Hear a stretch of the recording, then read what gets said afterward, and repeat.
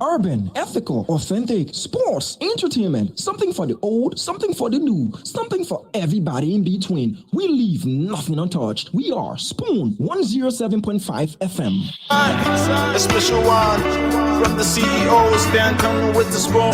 A special one from the CEOs, Dan coming with the spoon. And your boy, Friday the South Man, Charges on the beat, Dan coming with. Yes, sir. A special one from the CEOs, Dan coming with the spoon. And your boy, Friday the South Man, Charges on the beat. To the spoon to get your information. To the spoon to be part of my discussion. Spoon television. Spoon radio station. Spoon gonna tell you what is happening in Liberia. Spoon gonna tell you what is happening in Monrovia. Spoon gonna tell you what is happening in Africa. Just to spoon you will know. If the children crying for starvation, just to spoon. You want to get a news update, my brother, to spoon. You want to know what is happening, Moravia, to spoon. Politicians want to make their decision, just to spoon. You want to know what's happening in the ministry, to spoon. Yeah, to spoon. Yeah, to spoon. You from Vanjama, Maryland, to spoon. Yeah, to spoon. If you eat Cape graduate, my brother, to spoon. You got a Spoon TV, you got a Spoon Radio, to spoon. Yeah, to spoon. You want to get a news update, to spoon. What? Yeah, Rastafari. Kilibamba.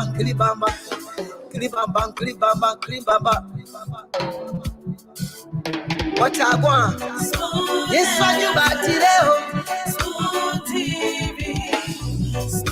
Yes, what you got today? Listen. Spoon TV. Spoon. Ba. Skiddy dabado.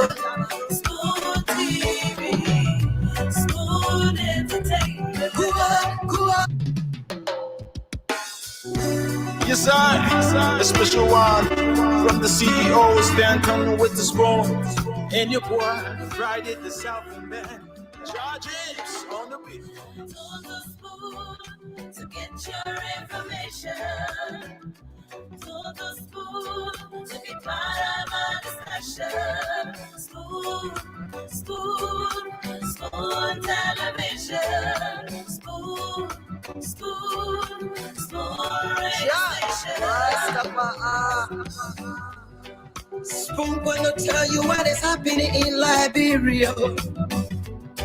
Spoon gonna tell you what is happening in Monrovia. Spoon gonna tell you what is happening in Africa. Just to spoon you will know. If the children crying for starvation, just to spoon. You want to get a news update, my brother, to spoon.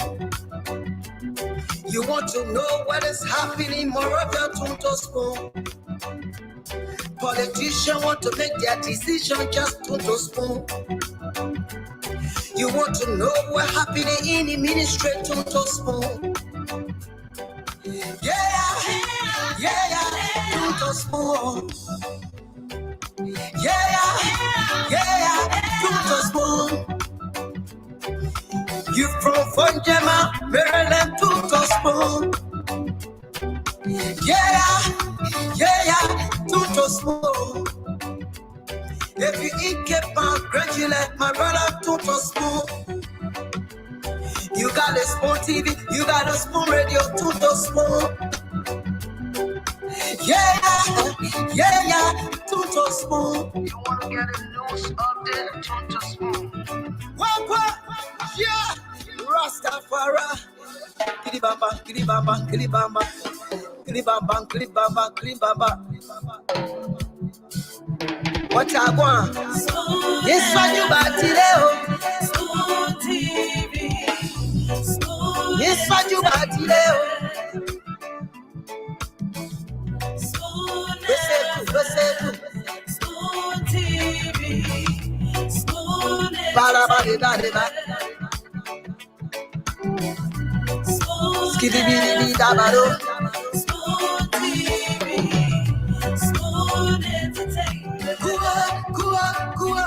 So today, I was in conversation with an elderly woman, elderly lady, and then she said, "Oh, my son, Liberia, just like onion, the onion that we can cook, the one we can fry to give the food that nice scent and flavor and all of that." She said, "Liberia, just like an onion."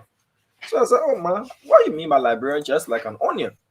So she said, "Liberia is like an onion because when you peel, the more layers you peel off, the more tears, flow from your eyes. The more you peel the layers of the onion, the more tears will keep flowing from your eyes. The more you uncover different problems happening in the country, different things happening in the country, the more you cry." So I asked her the question. I said, "Do you think Liberia is going to get better during our lifetime?" She said, "For me, my lifetime, I can't say because I'm already nearing the latter stages of my life. For you, I don't know, but for your children, that is what you guys should fight for. That's what you should be fighting for, to make sure that your children do not inherit an onion that they have to peel and cry and say, what kind of country was left for us by our parents, as you guys are saying, what has been left, what has been inherited by this generation." So it was an interesting conversation today, trying to get a perspective of different generations concerning whether or not in their lifetime they will see a better Liberia. A Liberia where somebody will tell you that, look, when I call 911, it will make you to shiver. Now when the person say, "I'll call the police hotline," say, "But nothing will cover nothing." You can be anywhere, nothing will cover nothing.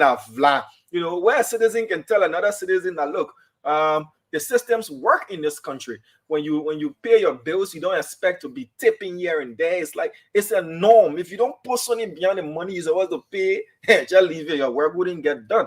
And talking about that, there are so much complaints, numerous complaints, Dr. Richardson and Dwalu. I begin the show like this. We'll speak to our folks. Getting the perspective of Liberians is very pivotal to what we do. It lets you know where the trajectory people are currently on, what they feel about the country and all of that. And speaking about complaints, there are numerous complaints against the Liberian Business Registry. Today I encountered a lady from the US who was totally livid. She was angry. She was annoyed. Like so many other folks I spoke with along that. It's called something square. Where the Liberia Business Registry is called, the last word is a square. They have a name for it. And I asked this lady, "Why are you so livid?" She was shouting. She was yelling that I've been here for almost 3 months. Putting my paperwork to get my business registered, and I no here in Liberia, no here, no tea, nothing. I can't understand, and this is driving away my potential investors because people want to put money into what is legal, what has got the legal backings and all of these things, and I can't. And I've been here. Who's paying for my overstay? None of these things. And I asked another gentleman. He narrated the same story.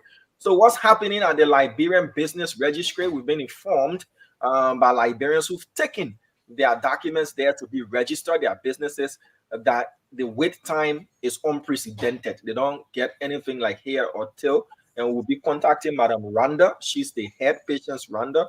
She's the head of the Liberian Business Registry. And we want to find out whether or not there's a systems problem or what is causing the delay in people getting their business registration and their works done there at the LB. Pleasant afternoon to you, Dr. Richardson. Pleasant afternoon to you, Mr. Dwalu. And good evening to all of the folks listening to us across Liberia, And those of you watching us via our various outlets around the world, pleasant morning, afternoon, and evening to you. Someone says the Liberian business registry has been a mess since Ellen time. And that's the kind of perspective, what ought to be, and now what we think, it should be working as it is. So we'll be following up on that. Complaints we're getting numerous. You open the phone lines now and tell people who've taken their documents to call you, bevy, an array of different complaints. But welcome to the show, Dr. Richardson and Mr. Dwalu. Before I go into what's trending in the country, how are you guys doing? I'm doing well, Diamond. I'm saddened to hear about the Liberian registrar in the business registry. I am actually fighting so hard over here to, have a Liberian business footprint, at least on Spoon, and so that people can be aware of our potential. And hearing this bothers me, but I'm sure we're going to explore it with your work and all of. We're going to make sure that things work as they should. In this country, we don't even have to go on into a vicinity or entity. I can do everything. If I want to register a business, I can. Once I pay my fee, they will send me, whether I'm incorporated, they will send me some notification. So it surprises me that people are having such a long wait. I don't know what's the holdup. Do we know what's the holdup? Is it just somebody is it too much work for the people or whatever? Not a lack of employees. I don't know what it is, but that's just something that we have to at least explore and get to the bottom of. Because I truly want the business sector of Liberia to thrive. This coming week on Friday, we air the Spoon Talk Business. We have two very, very innovative business members that are becoming. One is beginning a restaurant. She just started, she's from the Diaspora. So we'll hear more about it. And then we have another person who is doing telehealth. So she's a medical person, a nurse, but she has her nurse practitioner degree. And she, sees people in different states. There's something called telehealth in our country where you can see persons in different states. And so she's looking to attract a lot of Liberians to her company. So we'll be, having that discussion, and she has other businesses in Liberia as well. And now to hear what you just said, I hope that we'll work out the kinks, I like to call it, and be able to move forward. Wally? Yeah, that's what Rich is saying. And Diamond, to the audience, man, you're welcome, my people. How you doing? You mentioned this story about the old lady, about whether in her lifetime or in your lifetime, Liberia can be made better. My mom, there is something called empirical evidence.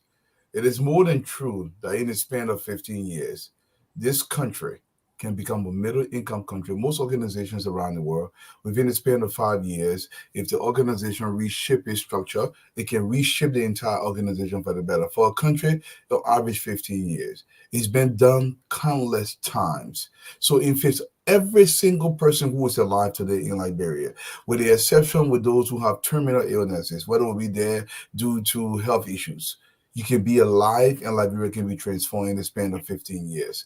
If we are truly serious about the issue of governance. And it don't play tall. It's not appeasement. It's not pacification or cronyism or nepotism. It's about a structure that employs the rule of law and the systems to develop that society. Look, people will talk. You know why someone will come on the show and the president, what do you notice? And I have great admiration for you, because sometimes they say, okay, you still come on the show. We come on the show, people would say all kind of stuff, but we know the agenda is genuine and we want Liberia to develop. So sometimes we come here. Well, as for the business registry, Dama, I registered my business there. I can't speak to people's experiences because I'm sorry, I'm Mr. Dwalu. So I get a call and my business registration came to me, I paid the money. So my experience was entirely different. But I've heard the crowds of many people that have gone to the business registry, because for me, I can just call them and they fill all the form and I got my registration done. I think it was in like 24 hours. I had it the next day. And I was pretty good. You had yours in 24 hours. Someone who doesn't have the opportunity to place that call and does not know anybody in the system. I've said they've been running after their registration for 3 months. and we're encouraging Liberians to become entrepreneurs. And that's the first step. You have to have a genuine legal business. Otherwise, people will go and do things that will be unregistered. The government is not going to get the tax benefits and all of these things. So if the first step alone is a discouragement, that is why I'm not going to talk about this in depth. I just want to reach out to Madam Patience Randall. She is the Registrar General of the Liberia Business Registry. Will be paying a visit tomorrow to ascertain, because we're right around there. We got those complaints, and due to the rain, we couldn't press forward. But tomorrow we'll move on and see what's the cause. The last time we were told there was a system issue they had and all of these things, but we want to get the information from the horse's mouth as to what's going on. What's going on? I know the last time I was there was I think 2 months ago, they had a renovation going on in the old building. They're trying to transfer it to a new building, and they had all the boxes outside. When I first registered my business the very first time in 2008, it went quite smoothly. Now, a lot of people have a bad experience at the business registry. I'm not naive to that. But my experience was slightly different, and I hope everybody's experience can be equally different, to the point where the process is hastened and people can go ahead and get their registration, because we need the money. We need the money desperately. I don't know why the hesitations, frankly. Okay. Thank you, Mr. Dwalu. So we'll move on to other trending issues in the country. So is an indictment looming? That is the question being asked by Liberians after the former Minister of State, now Senator of Margibi County, Nathaniel Fallow McGill, has been invited by the Liberia Anti-Corruption Agency or Authority, the LACC, to come and answer questions concerning a supplementary payroll of the Ministry of State that he presided over, according to the communication that was outside of the MOS's working order, standing rules, and all of that. That payroll contained 728 names, that he has also said he will avail himself to answering questions and assist and aid the investigation. So that is going to be tomorrow. Nathaniel Fallow McGill is going to go to the LACC tomorrow, and the spoon cameras will definitely be there after his question and answer session to ask him, how did it go? How did it unfold? And what information, if he can divulge what was asked of him as well. So others are saying this is the step leading to an indictment. Is he going to follow Samuel Tuer, former Minister of Finance and Development Planning, as to what is going to unfold? The LACC has invited Senator McGill, and he has also said he will definitely make himself available, and is concerning a supplementary payroll at the Ministry of State at the time that contained 728 names. Joker comes under fire again, Mr. Dwalu, concerning his handling of the CSA, the latest memo or statement released by the CSA cautioning civil servants that yes, they can express their opinions, but it shouldn't be in violation of the civil servants standing rules. This latest barrage comes from the former chairman of the CDC, now turned activist and advocate, Molba Molu. Is calling for the termination, if not the resignation or the firing of Mr. Joker from the CSA. Others have said the message is good, the messenger is bad, that it shouldn't be coming from Mr. Molu. That is a huge debate in the public space here, as the former CDC chairman, who has now gone into advocacy, is calling for Mr. Joker, the head of the CSA, to be relieved of his duties. Others are saying he does not have the moral standing to be talking about such. Whatever the case is, Liberians are going to tell us what's on their minds. All right. So again, the NTA, Mr. Dwalu, the NTA, I don't want to say dormant. I don't want to say redundant. I don't want to say lifeless. I don't want to call it any kind of name or any kind of adjective to describe what the NTA is. But the National Transit Authority is stagnated. And instead of giving Liberians a bus lift, they've given the fence and the gate a facelift. And you don't want to hear the different level of criticism coming against the heads of the NTA. We've been informed that they're repairing buses, but Liberians are saying, those who've spoken to mixed views, that whereas they're painting the place, they should be more concerned about providing basic transit services to Liberians and putting buses on the street. and let the work speak for them and not a beautiful facelift to their building. Others in favor of that have said, well, the NTA fence needed to have been painted. The gate needs to look like there is life there whilst they're trying to repair those buses. But where are the NTA buses? If you see the kind of buses our people use to commute to and fro, how, if you look at them, Mr. Dwalu, you see them, you see tetanus, you see a whole lot of things, you see no brake system, you see all these kind of things. And the NTA was created to provide affordable means of transportation to Liberians all across the country. Why are we not exploring that opportunity there at the NTA is the serious question. But they've come under serious criticism for painting their fence and their gate red, white, and blue to make it look beautiful, where there are no buses plying the streets to provide transportation services to Liberians. Another huge trending information in the country has got to do with President Boyka's, what Liberians have termed his indecisive handling or his slow handling of matters there at the LDEA. It's been close to 3 months since Colonel A.B. Kroma, his deputies, Fadiga, and I've forgotten the other fellow's name. Mr. Dalu, what's the... Bau. Yeah, Bau. They were suspended by the president for an incident that occurred there. Others said it has been happening for a long period of time. But civil society organizations, ordinary Liberians, those for and against the Unity Party regime are calling on the president to make a decision. We've been informed that the president has received the investigative findings, the investigation for which he initiated. The findings have been sent to the president. As to why a decision hasn't been made is now an issue of serious concern amongst Liberians. A lot of other things happening across the country, but these are the few that we thought to update the populace with, Mr. Dwalu. Yeah, Dama, look, you cover a lot of stuff, and I just want to tag them one by one very quickly, and then I'm going to go recognize my people. I will say this. Liberian people, that I'm talking about, that one man, he know plenty of book. We lived almost 2,000 years ago. They call it epidemic. He said, now what happened to you is how you respond to it. No bus in the city. How do you respond to it?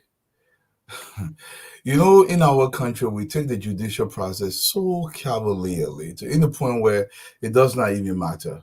People tell me, you're going, look, Damo, there you are. Sometimes I wish people can experience that if the American government wants to even question you, the fear surrounding that, your families, everybody know it's a huge, huge thing that's about to happen to you when the government wants to question you, especially at the highest level, where you are being accused of a crime that will possibly land you in jail for 30, 40 years and lose every single thing you have, everything, especially if you're stealing from the people. My guilt issue, it's just going to be another flap. They're going to be doing this just to point our attention to another direction. Nothing will come of this. I don't think the government has the wherewithal to even charge a senator in this country. These guys are not above the law. Everybody knows what happened in the country, but they're just playing this bluff game, and I can't stand this one bit. Not today, not ever. This country, we got to put our foot down for people to fear the law, because the law will employ heavy consequences without fear or favor. Give them sledgehammers. Let it go cross rock. Let put on Wapuru Road. I really believe this stuff. You're taking the thing for fun when our people are dying in that country. Look, I don't care if the message is coming from Malu or where is it coming from. You gotta have to understand one thing. Shut up. Do your job.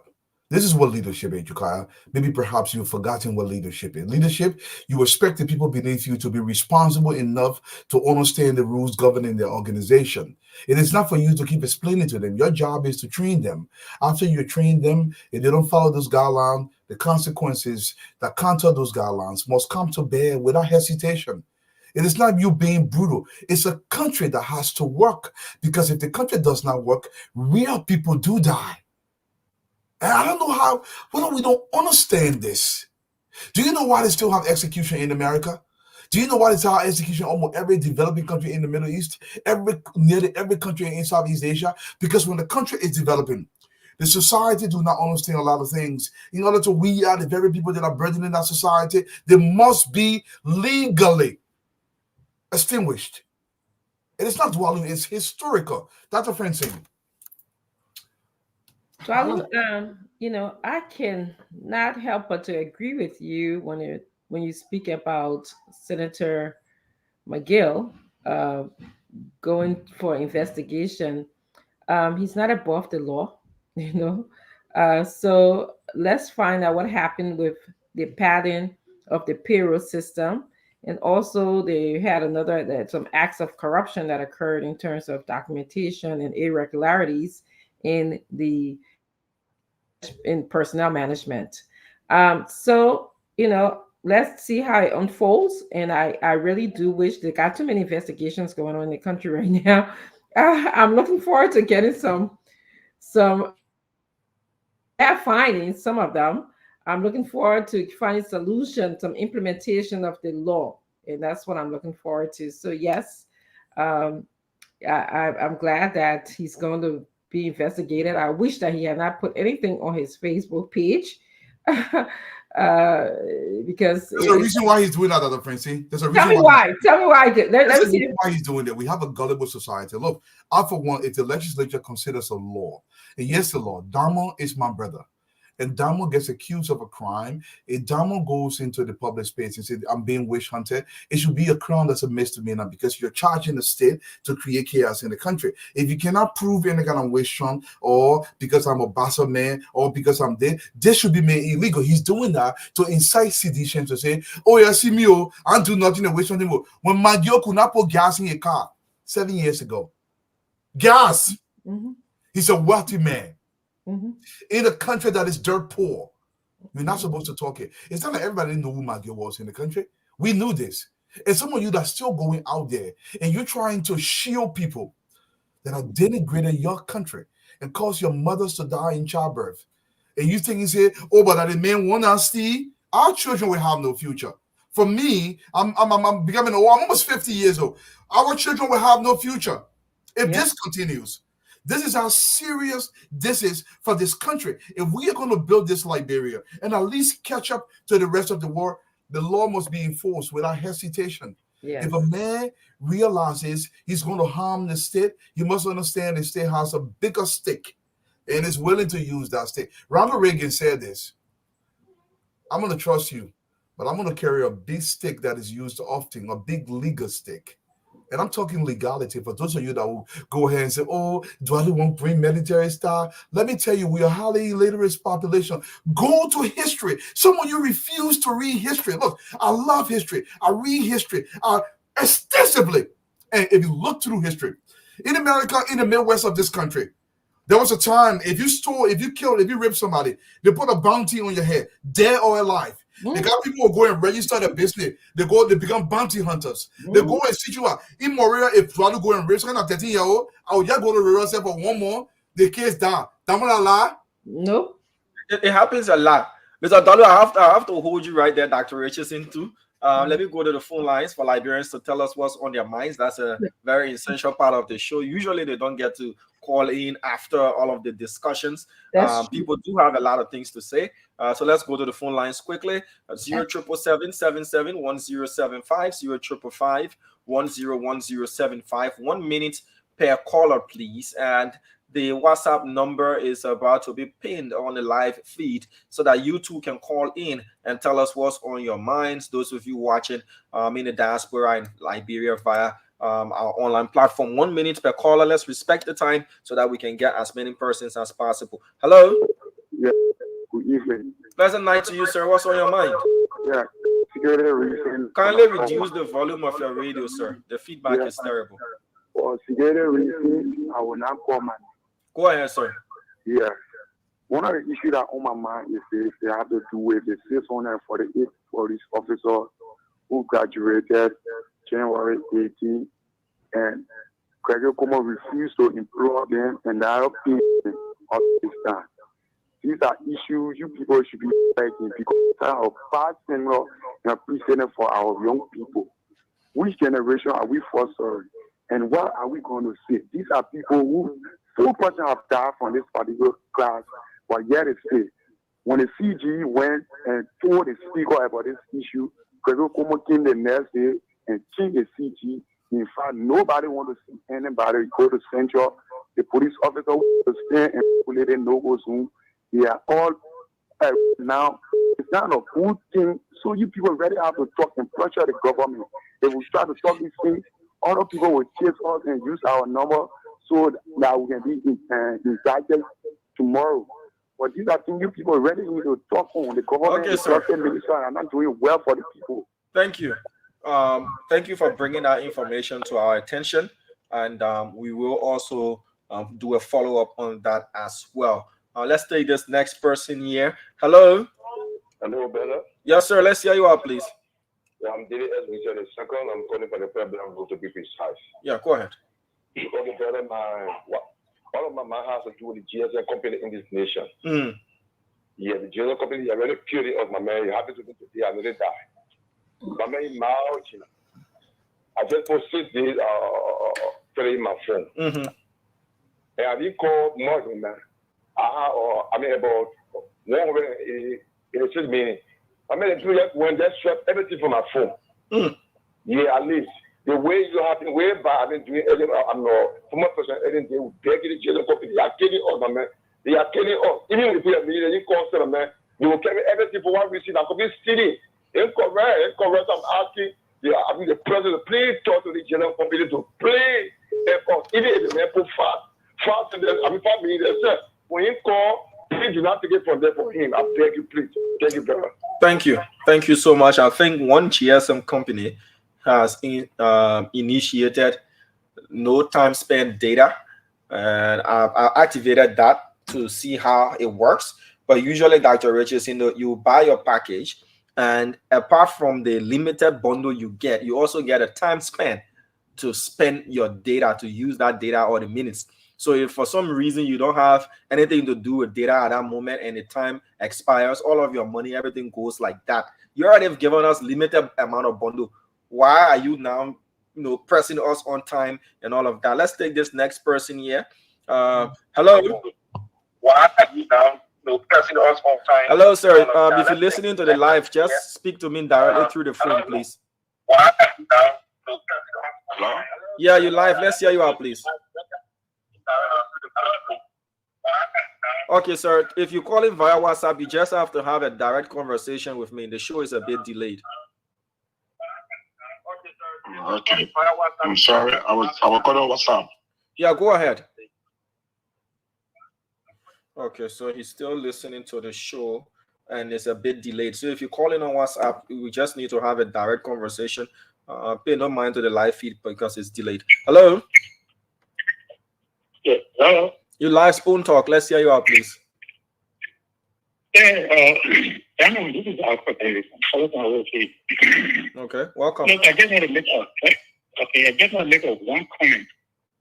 Like we just made mention about the issues that are going on in Liberia in terms of leaders that we do think and they will go to areas that was called the area, the whatever they have done should be forgotten.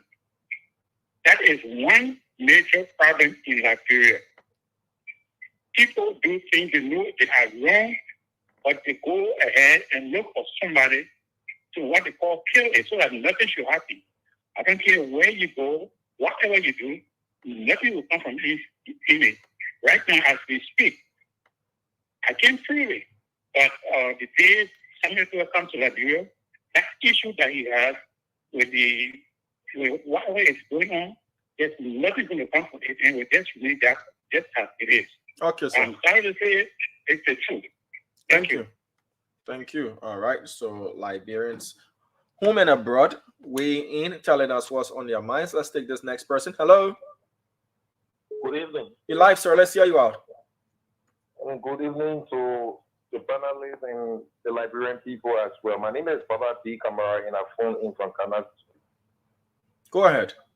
Yeah, my attention as it relates to your topic has made June what has to do with the statement coming from former CDC Chairman Moba Molu. I know we have to be serious in this country as Liberians if this country must move forward. Why it's true that the Joseph Newman Boakai government is not a government that comes from heaven, but it is a government that the Liberian people are appreciating on the basis of performance. If there are little errors in the workings of the government, people who are coming to speak on those errors must have the moral standing. This man called Mosba Molu cannot be the messenger for the message he's preaching here. If Molu wants to speak on something, he should go back to history and speak on the death of Geti Lama. Molu must be able to speak on the missing of the 3 boys that has to do with Simose. Molu must speak on the massive corruption that took place in this country under their watch. He can't come back here to think that the Liberian people are so foolish, excuse me for the expression, to think that he can use situation to give him here. Okay, we sir. not listen to him. We appreciate the working of Josiah Joka. What he is doing, I think, is in the right direction. Where there are missteps, those who have the moral, let them speak about it, and we can show that he works on it because he is a listening leader. Okay, so sir. People like Molu cannot be the one to speak to us here. Thank you. Keep quiet or go back to the CDC. Thank you. Thank you. All right, let's take this next person. Hello. Yeah, hello, sir. Let's hear you out, please. You live. Go ahead. Yeah, I'm Maurice Armstrong Darcy, calling from Thailand, Bangkok. Yes, sir. Let's hear you. My output is about the youth of Liberia. You know, a lot of young people are dying in Liberia, and I think a country without the young people and the youth, that country cannot go far. And now they are trying to say they are fighting against drugs and other things in the country. Why the young people, they are like demolishing ghettos and things, but then you leave these people random in the street. There is no facility like taking them to rehabilitation center where like the government should put like programs that they can learn missing, carpenter and other things to better their life. The government keep trying to say they are trying to stop drugs, and I don't think that thing can help. So the government have to put in program for the youth, because the young people are really dying in Liberia. Why the government is only focusing on politics. And without the youth, there is no country. So my output is the government should look into creating facility to take these people to, or else our country will be left with social drugs addict. And this is not good for the nation. Thank you. Yeah. Thank you. Diverse views on an array of topics. That's the beauty of what's on your mind. Let's take this next person here. Hello. 1 minute. Hello. You live. Let's hear you out, please. Yeah. Hello. How are you? I'm good, sir. Please go ahead. What's on your mind? Again, my name is Ojiku Cummings. I called the show yesterday and talked about having a place that can host more than 200 youth, let's say, at risk. And it also has a vocational center, very huge place. It's far from the city. Please tell your CEO to call me, man, and anybody to call me so that we can discuss this better. It's gonna help. Ojuku, what you do for me is just send me a message on the same number and just say it's Ojuku via WhatsApp, because we get so many calls and I might not get your number after the show. So please do that. Let the message be there. Then I'll respond to you. We can continue the conversation from there. No problem, man. Thank you. Thank you. All right. So let's drop the WhatsApp line for a minute and get back to the local lines. Hello. Let's hear you out. Good evening, Dama. Pleasant night to you, sir. What's on your mind? David Y. Manba from district number 3. I actually want to speak to the Liberians. The issue about drugs. We should not just rely on the government alone. Look, we all need to tackle this. Your child is being affected, mine is being affected, and when these children are affected, they come in the community. We, the community dwellers, we feel the pinch. So we all should stand up. The youth, you see your friends taking it and making no impact. It's killing them, but you will still go there and go take it. Why can't you sit down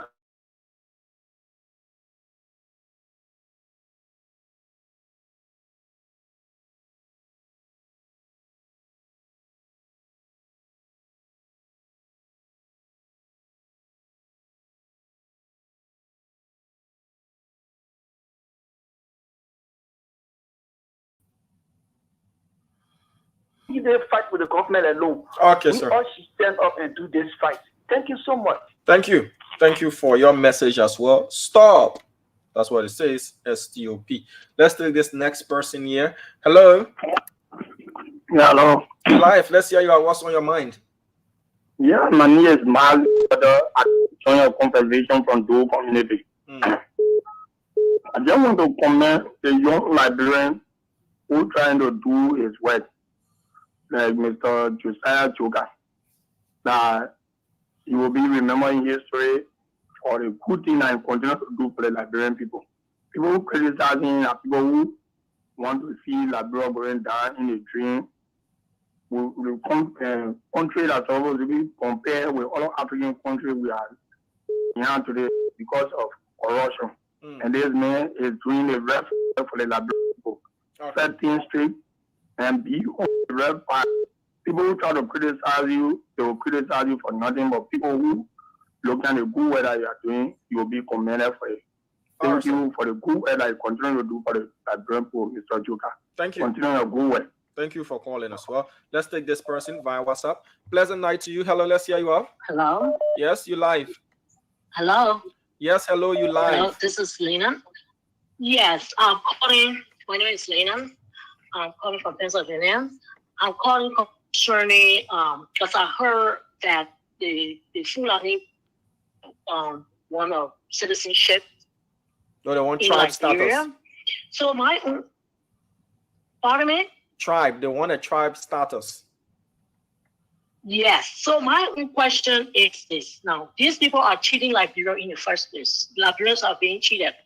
Because I went to Ghana, they carried us in RGA to Ghana. Ghana didn't accept it. So they decided to come to Liberia. And because our immigration system is not very strong, so they took advantage and they're taking advantage of that. And then secondly, another thing I want to stress here is this. Now, they don't want to migrate to Liberia in the name of nationality. Instead, they migrated into Liberia in the name of tribe. They know exactly what they're doing because there's some of them from Niger, from Mali, and all that. That's where they're coming from. And they went to Ghana with this in Agia. Ghana told them, no, you want citizenship, go up to the Bureau of Immigration, pay some money, and become citizen. When Liberians go to other countries, they pay money through the Bureau of Immigration to boost their economy. And then we Liberians, we are citizens in other people's country, and we are contributing to the economy of that country. So that's a poor excuse for them to say, well, because we are contributing to the Liberian community or the society or the economy, so we must be citizens. Okay, listen, what I have to say, if we do that, Liberia's we are inviting Boko Haram terrorists into Liberia because that trap, they are connected to Boko Haram. Thank you. Thank you for your opinion expressed. Let's take this next person here and then we'll go back to the local lines. We have at least 17 minutes to take your calls. Hello. How are you doing, Mr. Dama? I'm doing pretty fine, sir. How are you? How are you? I'm good. What's on your mind? Okay, my name is Lake. I'm calling from Trenton, New Jersey, right? You guys are young people, Dama. And when I hear people talking about they're looking for a place to host those jokos, I'm telling you, I'm so mad. They got a place in our place called Kiamnama, deep into Bonsante. I've been here 37 years. I know all those places. Kiamnama used to be a military barracks. They can host those guys over there. Another place is the Tottenham Military Academy. All they have to do is to open the road by from Tony Mission to Tottenham Military Academy. They can host those guys over there. Instead of everybody now that lives in a drug, those places were in Liberia before. All they need to do is look for Caterpillar there to start getting the road when they take down main road to go to Tottenham Military Academy. Okay, so go to Belapana, take the road from Belapana and go to Kiamnama. All right, sir. Thank you. The infrastructure is there. Even if the go there is breaking down, they can build it. The military needs to live over there. The military needs to live in Todi. Thank you, man. I mean, Diamond, like, people think I read it before sick, man. And you know, like, too many smart people now in our country. Oh, smart plenty. All right, sir. Thank you. Yeah. Views being expressed home and abroad. Let's take this next person here. Hello. Hello. You live, sir. Let's hear you out, please. What's on your mind? Yes, sir. Spoon. Jesus Network Blessing, JMB short. We meeting Spoon Network Blessing, Stanton Water Spoon. It'll be a wonderful, very wonderful time. Yes, Liberia is blessed, very, very blessed, because we are surrounded by Jesus Network Blessing, GNB for short, and Network Blessing. Wow, have a good. Thank you, Mr. Valu. Everybody is expressing their view. Every time this particular caller is on the line, it sounds like a radio advert for me. That's what makes what's on your mind so intriguing. Yeah, he can put who he fed everything. Let me take this next person. Hello. Yeah, good evening, my brother. Let's hear you out, please. Okay, I'm currently calling for Central City this evening. This is Kowski Mumu. You know, the burning issue really in my mind, but I will find out if that's true. I will be in receipt to you over there. I just overheard that Chicken Factory, FLC community, they are hosting meeting to get $150 from each of the house the people build over there. You might very say have property there. But some of the people that were in that meeting, some of them call me 2 different Sundays they are hosting that meeting. But as I learned, the reason making them brave, they say our lawmaker hang in it for District 12. But I don't really want to believe it. I will get in the community to find out. And the first group will pay that money. I will collect their receipt and come to you in the studio there. The 150 is for what? What you bring that for? The 150 is supposedly for what, sir? But that they put I said it's for what? They say when we collect it, even when payment start, we will try to call you again and tell you people why it's for. Because people get away that they say that government land, anybody can get bundle and go get their call from the people and go sit down. But okay, so is it that the residents, the homeowners, are the ones paying the 150, or they are being given 150? Which is which? No, and even my Eddie went in that community. She told a clear cut, certain area they build the horses for the factory, and certain area coming on Ghana Day Road, they say no. The only thing I will do here, the way the horses jam up, I will try to build car in between, in case of any disaster. So beside that, you will remain here. My Eddie went there and told all clear. Okay, all right, I just only hearing that again. Okay, thank you. Thank you. Let's go back to the WhatsApp line quickly and take this person here. Hello.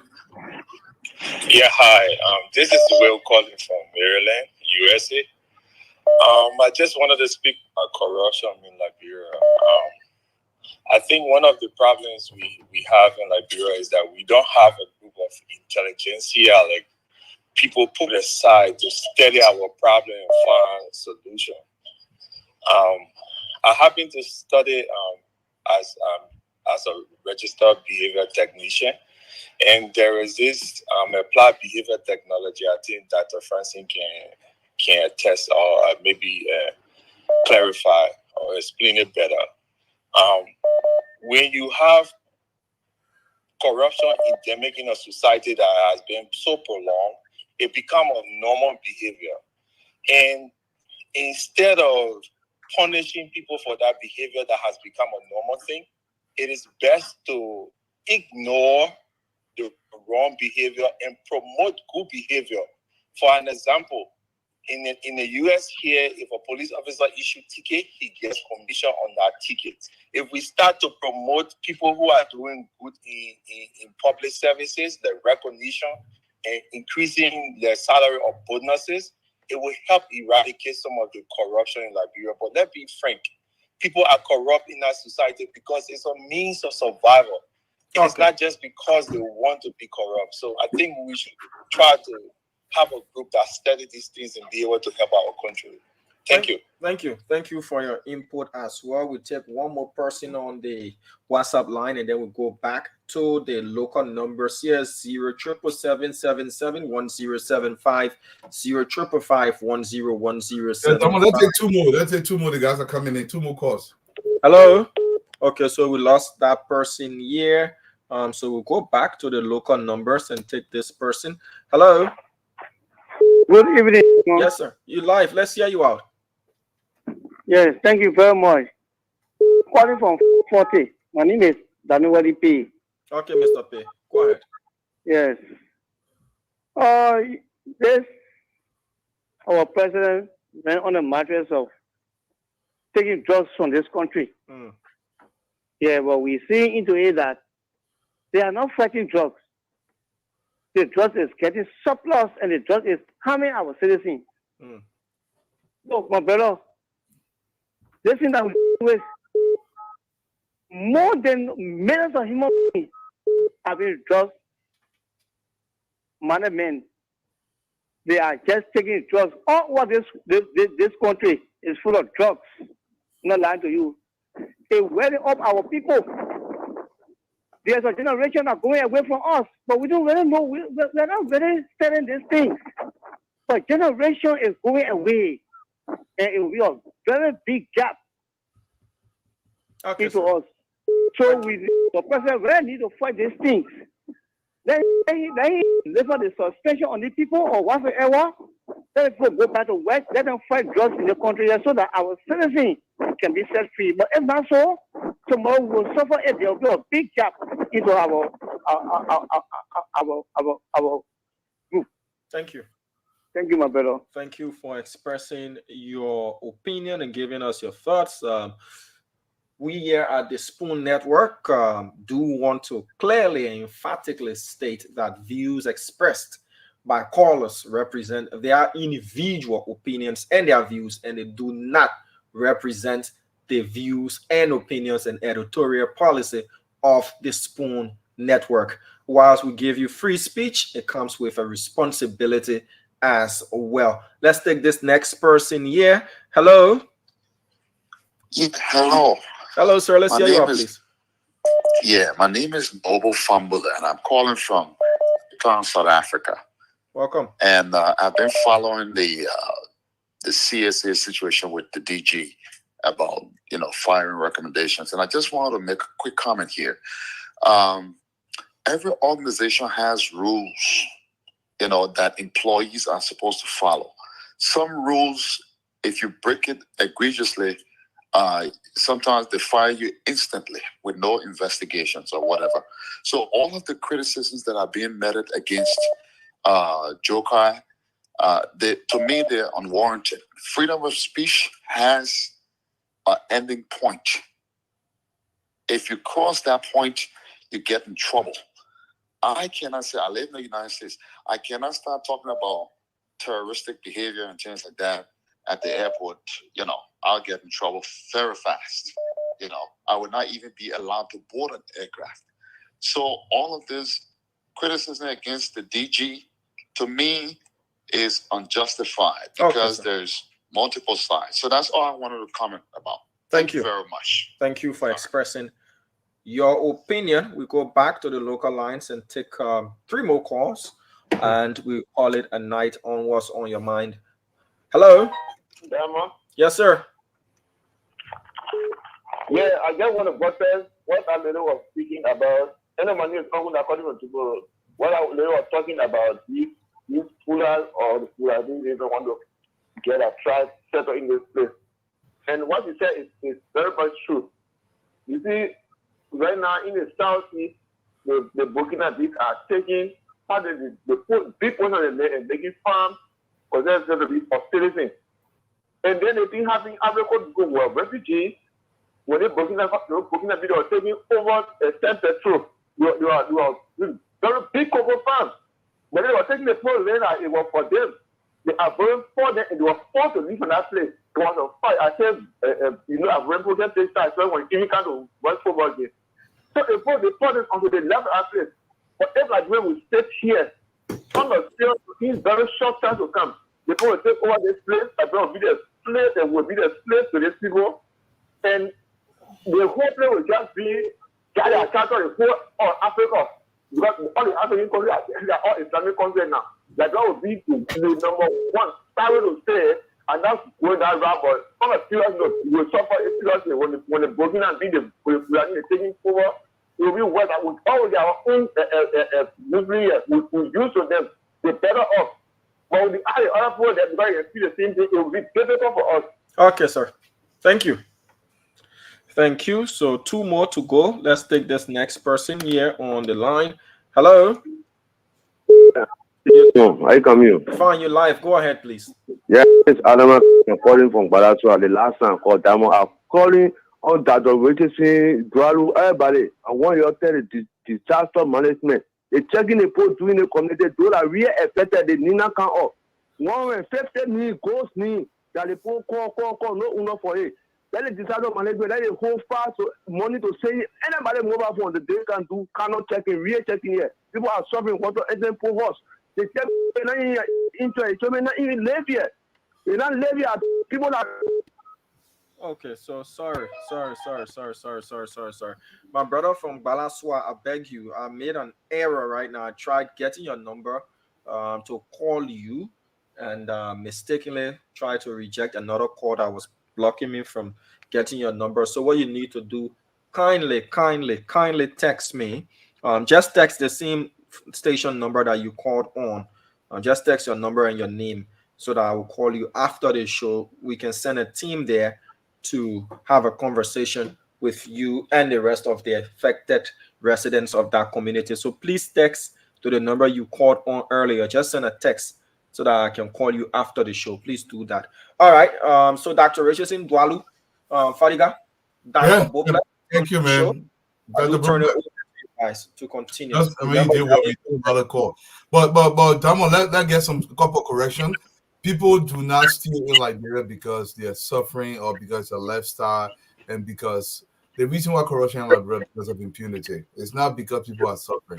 And to my sister Antoinette Johnson, I got nothing but love for you. Okay, it's part of the show. You can go. There is an echo coming from someone. There is an echo. Hey, I just want to say shout out to Diamond. You hold it down well. Thanks for all you do on the ground. I drive right past you every night, my brother, trying to come home. You do well. So congratulations. Thank you. Thank you, sir.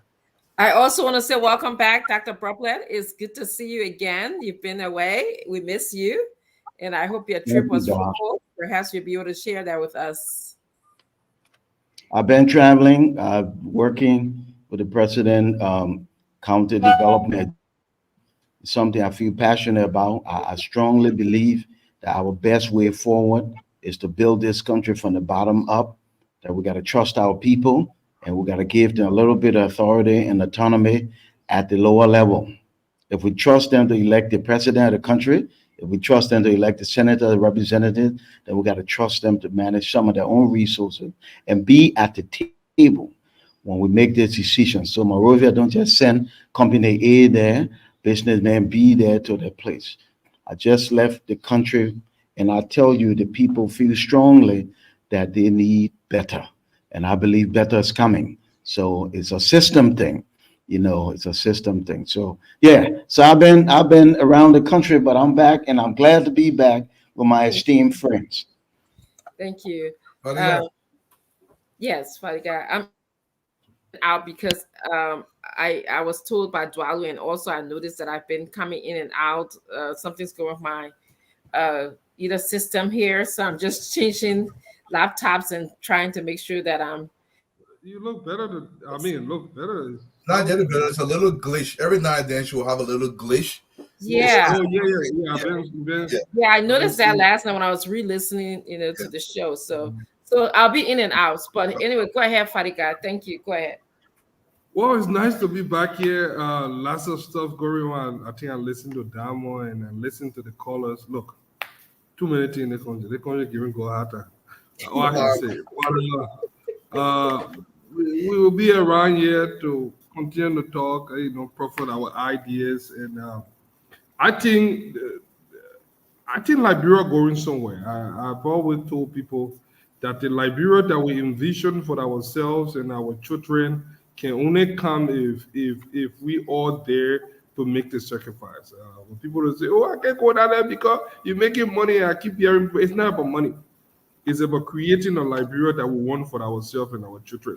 In that Liberia, that like the Ghanaian and other country, it didn't come. It was professionals that left that said that, you know what, to help with this place, I'm going back home.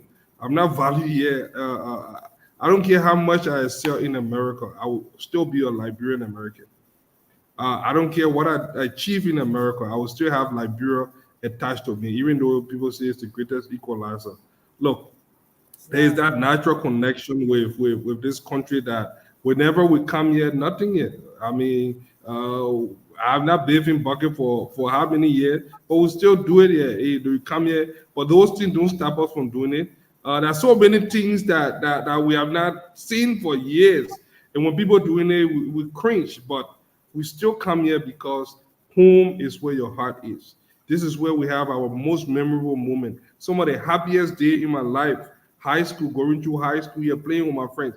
You see some of people and your heart just melt. That's the connection we have with this country, and that what bring us here. So we don't come here because, we get paid. Yeah, some people come and steal, some people come and loot, some people come with a motive. But the bond that we have with this country is more than money. I know a lot of people are here because of the lack of opportunity. They only think dollar and cent.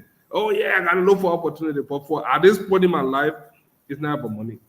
Fadika, I've heard anecdotal stories, stories from different people that told me that the blood pressure decreased when they were in Liberia. Their health is true. Better. So, there's some correlation that says that home is home. Older folks that come back home got a home. Yeah. Yeah, you can be in a nation. Or they going to doctor, taking medicine, go away. Yeah. I got a story, a real life story. There was a lady out of Providence, Rhode Island, when I used to sell insurance. Her husband was giving, I think, nine months to live, and he wanted to die in Liberia. So the husband went back home, and 3 years later, he was still living. So one day I go there, the old man called me. She said, Obaka, the insurance, we have paid the insurance, the man I won't die. So I'm not saying so we put it on a 3-way, and we called the papa in Liberia. He said, tell our mom that American business will not forget the enemy. The papa was still walking. He died almost 4 years later, 3 years, 6 months, 7 months before he passed away, because there was a change of environment. I guess something happened. Yes. Yeah. Yes. So you can have all the materialistic things, all the extrinsic values of life, but your home is home. Your heart is where your home is where your heart belongs. So that's what it is. When I hear you talk about taking bath in the bucket and you haven't done that for a long time, those are all minor things compared to feeling healthy and the smile and how your heart warms up when you see your colleagues and go to places that you've never been to, eat our food. So I want to encourage everybody to go to Liberia. Let's build our country. Nobody else is doing it for us. That the best thing about being that just give me 1 second before I forget this thing. One of the best things I've seen about being here is you are appreciated. Everything you do, it have an impact on somebody. I don't know whether you guys notice it. Whether it's one person that you help, people feel so. Where in America you give someone $20 and they're happy and they're praying for you? Where? I mean, or $50 or $100. You understand? Yeah, it is so profound. This is the funniest so far. This is the funniest, reason somebody says they enjoy being in Liberia. So I normally experience dandruff in the US, but it goes away when I'm in Liberia. The cool gave you dandruff. I know about that one now, because dandruff plenty, yeah. But there's another side to that too. It's a moral imperative You know, unto whom much is given, much is required. And many of us, God bless us tremendously. We're not better than the rest of our fellow citizens. We're just blessed to cross the river to more opportunity and exposure and education. Now that you've been giving more, you're required to do more. There is no model on earth where a different group of people came and just build your country. Then they call you and say, you can't, the country develop, you can't live there. It's never happened before. So we are the ones who have to come and build. And if I could use a word that is, and it's so necessary for this season in our national life, it's called sacrifice. And to be honest, I don't see enough of that at this point. But we have to grow in that sacrifice. We come home, many of us, and we want a bushy life, and we have to sacrifice. We have to be modest. We have to cut back so that we can put more into the economy for the greater good.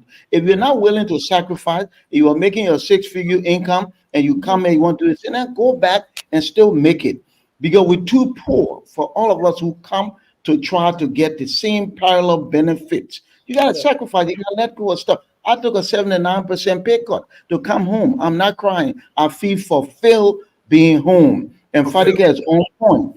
The little you do here can go along with that multiplier effect, that domino effect. You hit one person with a few dollars or with a kind word, and it just reverberates and affects people. And that's how we do it, one person at a time, one thing at a time. And tomorrow we'll all feel great that we contribute in some small but significant way to the development of our own country, instead of waiting for the partners. The partners will come alongside us like they did in Rwanda, other places, but we have to lead the way. That's why those of us who have the privilege to have positions in government now, please be responsible with the privileges given you, because this season it's time for us to be frugal and to be wise. I think better is coming sooner, but it depends on us, Liberians. Dr. Prophet, we will add to that as well. The more of us that go, the quicker the process of revitalization. So plenty of us have to go and do that over and over. Dr. Francis, I will give it to you, but I also say that when you're in Liberia, you can't fight too much, we can fight here, America. You got more than just going to you know, your blood pressure decrease, some benefits. Benefits. You know, but I wanted to go back to what Fadika was saying, you know, that you are seen as a person, the culture, there's something good about it. And in this part of the world, it's all individualistic culture. You know, you can stay in your house over here. I don't think I've been outside for 2 or 3 days. I have not even seen anybody on the street. I don't think that's healthy. Okay. I really don't think that's healthy. I really believe that, like, this will not happen in Liberia, at least like Fadika is explaining. Somebody would care. Somebody would want to know how you're doing. Somebody would ask you, your hello, you know, I miss that. Your hello, you know, when I'm passing in the street, whether they know me or not. And to a point, Fadika, I remember maybe about 10 years ago, I was very close to one of my workmates. And this lady passed away. She was very smart, you know, contributed a lot to the university. And do you know when that woman died, they just pack her bag, her things from in her office. And the next day we had somebody in the office. In fact, they had a substitute. Like nothing happened. Yeah, and her family didn't want to make a big deal. We didn't know when she was buried. The only thing I know, they gave me her, you know, something she left and my name to give it to me. It was one of her attire or something, like, you know, a garment for graduation. She gave that to me, but that was it. And I realized, you know, that what is life? You're just a number in our developed country. Is that how we want to be? Is that how we want to be remembered? Just a number? Or do we want to remember of someone who made the sacrifices to bring change to our country? The people can't even cry. They can get the. You don't want to. I mean, that's so true. You know, and so we really have to work hard to socialize our children in the United States, and the children that are born in now, to know about Liberia, to know about the country that they come from, to know about our collectivist culture, the culture of, I would say, care, and the culture that have a lot of intrinsic benefits. You know, it's not about the money, the material things. It's about feeling, caring for somebody else, you know, making sure that you know, you're asking how you doing, your hello, you know, all of those things. It means a lot to me. Uncle Sam, And then, if I can real quick, just a footnote what Dr. Richardson said. That's something I think we don't talk enough of, but we need to really accent. And that is, many of us, maybe not all of us, but so many Liberians have done a good job enculturating their children, children who were born in the U.S. but are so attached to Liberia. All five of my children can speak Liberian English.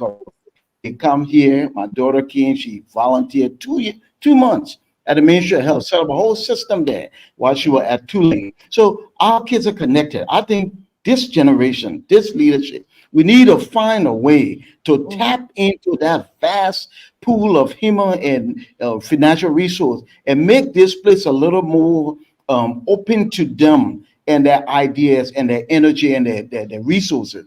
And I think we'll have something good going for this country. So kudos to all the Liberian families who your children were born overseas, but your children know Liberia, connected to Liberia, can eat that fufu and soup.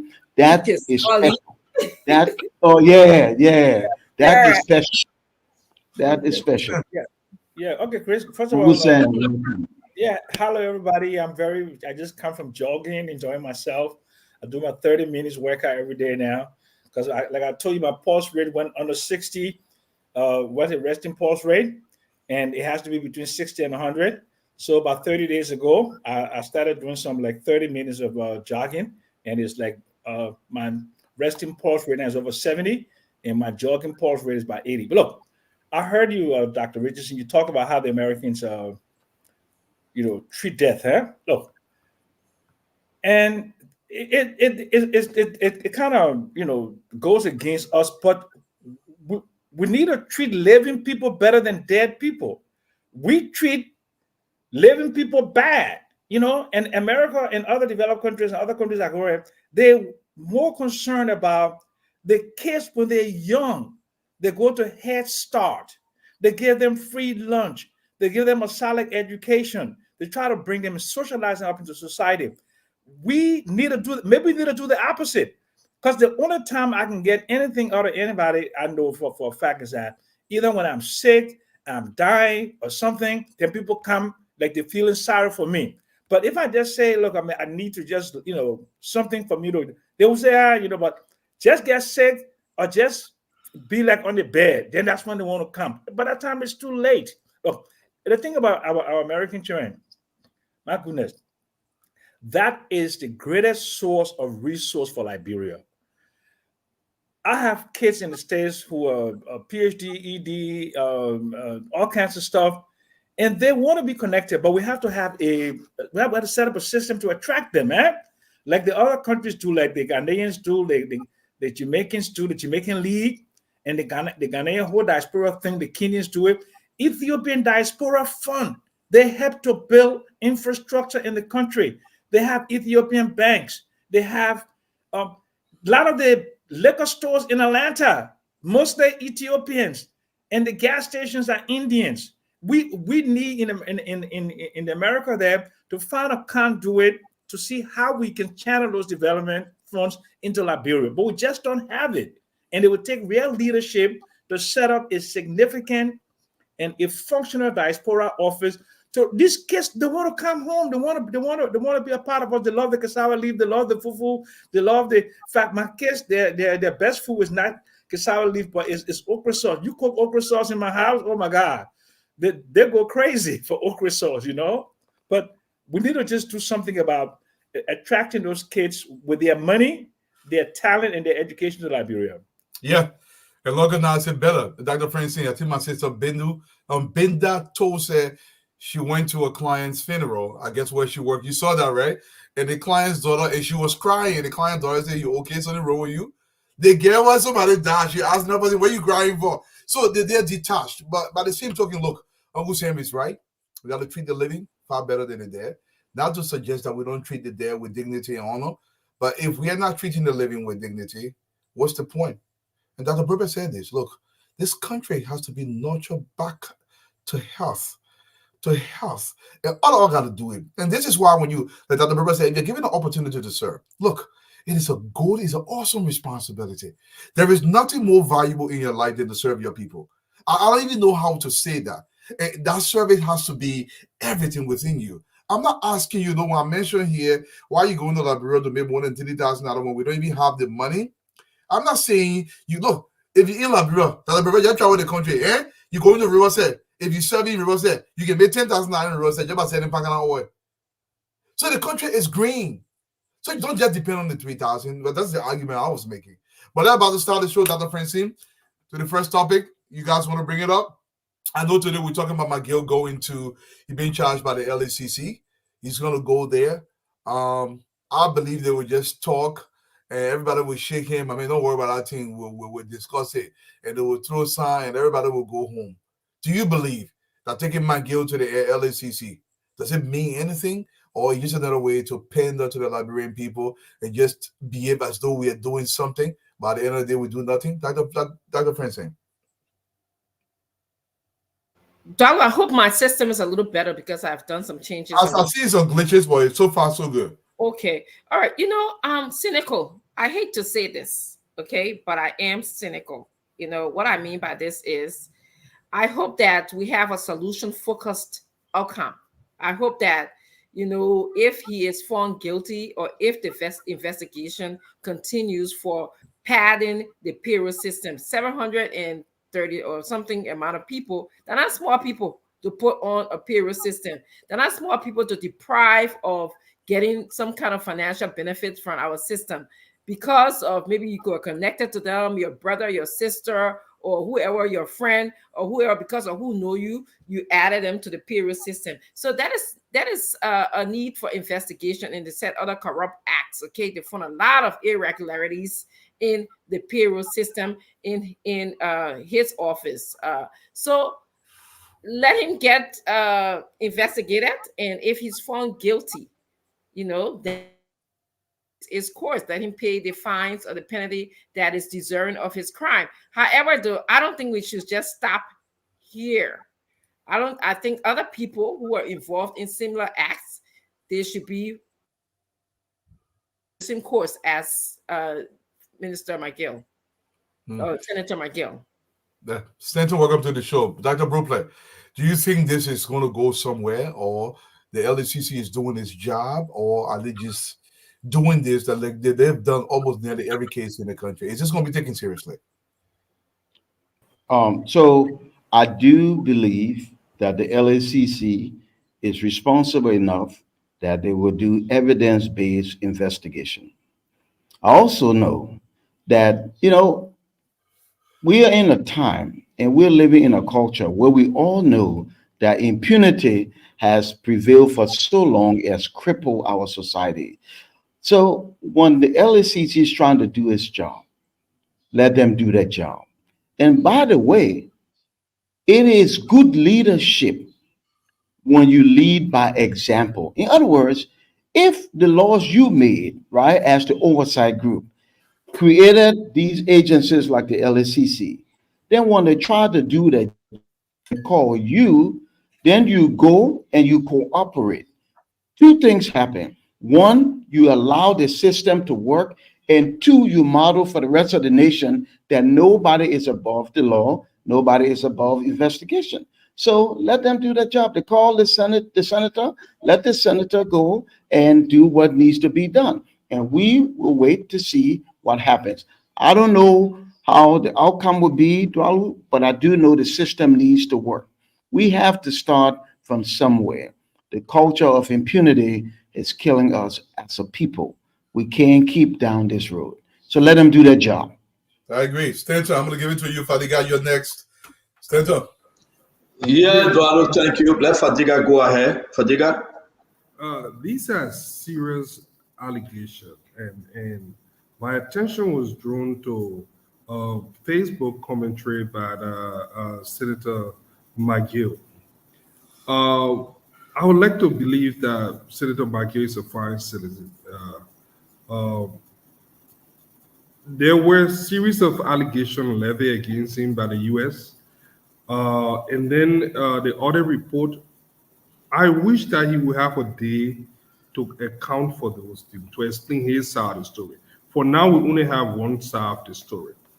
What this financial or the LACC probe or questioning is doing is just solving one layer of the multiple allegation levied against Senator McGill. The employees, 728 employees, the alleged corruption with the payroll scheme and other things. We heard that over the years. We heard there were rumors of some of those things going on, the way they did it, some of the other reports that we have reviewed. So I'm really curious to know what they will find. I don't think this is the full scale investigation yet. I think they just want to question him based on some of the things from the other report. I look forward to hearing he respond. And if anything there, I mean, I don't think the senator is above the law. I think those that diverted state fund should be held liable. I mean, we need to put an end to impunity. And if it starts here, I think it's a good start. So I won't say much about wrong or right for now because we do not have all the facts. It's just that it looks very fishy and mysterious, some of the things that transpire under his watch. So I will wait. We get all he respond. I'm sure the LSCC will make that public, and then we'll make an informed decision. But for now, I'm just happy with the process. Stanton, I'll send it back to you. Thank you very much, guys. Thank you. Welcome to Spoon Talk again. And sorry, guys, that some of us have to jump in this late. I really appreciate those that came early. We want to say to all of you, welcome. Let's have a great show today. A lot to discuss. The recall of those in the foreign mission. The letter was sent out. The movie ambassador, that recalled ambassador, and those recent recalls that the appointment that were made by former President George Mano, we are sending people out so early, but later they were recalled. They will be discussing the CSA, the way forward for the CSA, Josiah Jokai, this letter that was sent out. We'll be discussing the Nathaniel McGill issue that I met you guys discussing, which is trending seriously. So I'm the personally said, Dr. Richardson, thank you. Mr. Duaru, thanks. Hossein Fadika, Dr. Boplay, Uncle Sam, Glennie, Mami, and Asiva. Let's have a great show. The people want to talk to us. They want to listen to us. Let it remain professional, no interruption, folks, because these are some sentimental issues when it comes to certain politicians. All right, I will give it back to you, Uncle Sam. The old view now, we should be asking, why McGill? Is McGill the only person? Is this another game plan in place? Is this a distraction? I was able to speak to folks from the executive mansion. I was able to speak to folks outside of this government, opposition, their own take. McGill have hired Serena Cephas and Arthur Johnson. You know these two players, what they bring to the table legally. We compare notes, Mami and myself and other folks that watches the entire media, and we know where we are with our own conversation today. But why McGill? How much are we talking about? I spoke to McGill. I asked him, why you? He gave me his answer. He will be appearing at the LACC tomorrow at 11 a.m. He called in a major press conference with his lawyer. Is this a serious matter though? Or is this just a distraction? Let's have some real conversation today to educate our people. Where are we as a government? Where are we as a people? Uncle Sam, if you have not spoken, we come to you, sir. Okay, so the thing is, I don't want to be seen like the person who is dismissive because I'm trying to support my corrupt buddies and what have you. I think there can be more serious charges that can be brought than something about auditing a supplemental payroll. And the best integrative individual that I know, okay, John Mueller was very clear about that. He said the focus on supplemental payroll seems misplaced. While it is true that every ministry since 2000 has had a supplementary payroll, singling out McGill for this issue seems trivial. John Mueller said it in that fly. He said, because every government since 2000 been putting people on I put people on supplementary payroll when I was minister. And the USAID and others have been funding supplementary payroll. This is not egregious enough. McGill more than likely was trying to help 720 poor citizens, and what he did it, I mean, in an unorthodox manner, may have done it in a way that was not with the system. But to say that, I mean, the kind of money that you can make as Minister of State of the Republic of Liberia, I was in that Ministry of State as Minister of State for Economic and Financial Affairs. You're not going to put your hand in payroll padding. You know, if you want, people can bring in barrels of money for you if you want. If you want. But you think a Minister of State like McGill, a man who built a mausoleum for his mother, will go put his hand in payroll padding 728 people and be getting that money on a monthly basis, Liberian dollars involved? Come on, guys, this is not serious. And McGill said, and this is what John Malu said, my Liberian people. John Malu said that this is only going to make McGill, this is what he said. He said, this is only going to turn McGill into a hero. Watch. John Malu's been very prescient. He's been very prescient. Prescient means that John Malu not predict what will happen. You said that you're not blah. And who will you believe? John Malu or the people at LACC? I believe John Malu. John Malu has unquestionable integrity. He's a global CPA. He's a global financial analyst. He has an office building in Accra. He employs dozens of people around the world. He's saying to this government, if you want to go after corrupt people, go for something more substantive to make the people clap. But otherwise, you're making him famous for nothing. And I spoke to him again. He's laughing his pants off. Because you know this is not a serious investigation. It's not serious. Thank you, folks. Again, let's respect our 2 minutes talking point. I hate to interrupt anyone when they're speaking. But again, please, guys, when we're on the show, we are all professional. If you have to speak, just go in the back, do your talking, come back on when you finish. We just don't need a distraction. Let me come to you. Mambe, you got here before Glenny. So go ahead, give a shot. And we're bringing Sister Glenny and Isaac to Vatuba. Mambe, you can go ahead. Stanton, let Glenny go ahead. Sorry, let Glenny go ahead. I'll come after her. Sorry. Okay, Glenny, go ahead, please.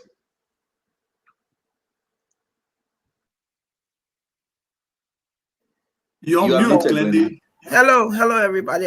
Next to my testing, take me for near Ivan, so I can't be muted. But anyway, hello, everybody. Hello, Doc. How are you? Dr. Broplet, Dr. Chinwe Richardson. So listen, my take is, I don't think it's wrong to do an investigation. What I would hope is that the investigation does not stop at McGill. I would hope that there's going to be an extensive investigation that will be able to reach out to get other people, question other people who worked in the government. I hear what everyone is saying, but I don't think and even if McGill was able to build a mausoleum, that doesn't mean that he wasn't able to he's not able, that the payroll thing was done correctly, or he didn't do a payroll stuff. This is why the government has now decided that they're going to investigate. So I'm happy that McGill is going to show up. He has a line. If this wasn't a serious process, he would not hire a lawyer. I think he himself knows that this is serious. That's why he's getting some legal help. So I would say, if this is something that they're doing, whether it's John Malu is saying that it's going to be flawed or not, I am pro-government. I think the government has a right to do an investigation, but I will hope this investigation does not stop with Nathaniel McGill. Thank you. Thank you very much, Glendy. Let me bring in Mame. Stanton, thank you. I want you to put up the audit's finding on that identical thing that has to do with payroll pattern. Let people understand it first before we can give our opinion. Because I know there's an attempt to just trash it. Why it is true that I know there is a plot that is under this, but let the public see what happened. Let the public see what happened with the payroll stuff. In 2023, while started trying to load it up, no, not this one. That is where I want. Yeah, the other one. In 2023, in the budget for consultancy under the Ministry of State, they have 480,000. 2023 budget for consultancies. The outturn for that identical consultancy in the scene 2023 is 2.7 million. It raises concern. So it is a legitimate concern. So let's go to what the audit and the audit at the Ministry of State, it was just a system review. Let's show what it shows regarding these, how you call them, supplementary people. Mohammed, let me keep it for last. Let us do come because I gotta upload that. Okay. I mean, that's what I'm doing because we came in late. So Asa, you go ahead and then we'll come back to Mohammed, please. Extension one, don't let them be mute. Okay. Yeah. Don't get any feedback. Okay. Asa, go ahead, please. Oh man, if you call me Asa do again, I swear I will sue you. Okay? There's no connection there. Man, but look, let's get to the point. Let's get to the point. You know, I want to ask all of you on the panel, just say yes or no. Is illegal payroll padding a crime? Yes. Show a finger. Thank you. I think I got enough people who say yes. Look, when intelligent people come on such platforms and try to rationalize criminal behavior at whatever level, it's just totally wrong to me. I just cannot understand it. Look, let me just read a few of the things that this McGill man who did. During his tenure in government, McGill has bribed business owners, received bribe from potential investors, and accepted kickbacks for steering contracts to companies in which he has an interest.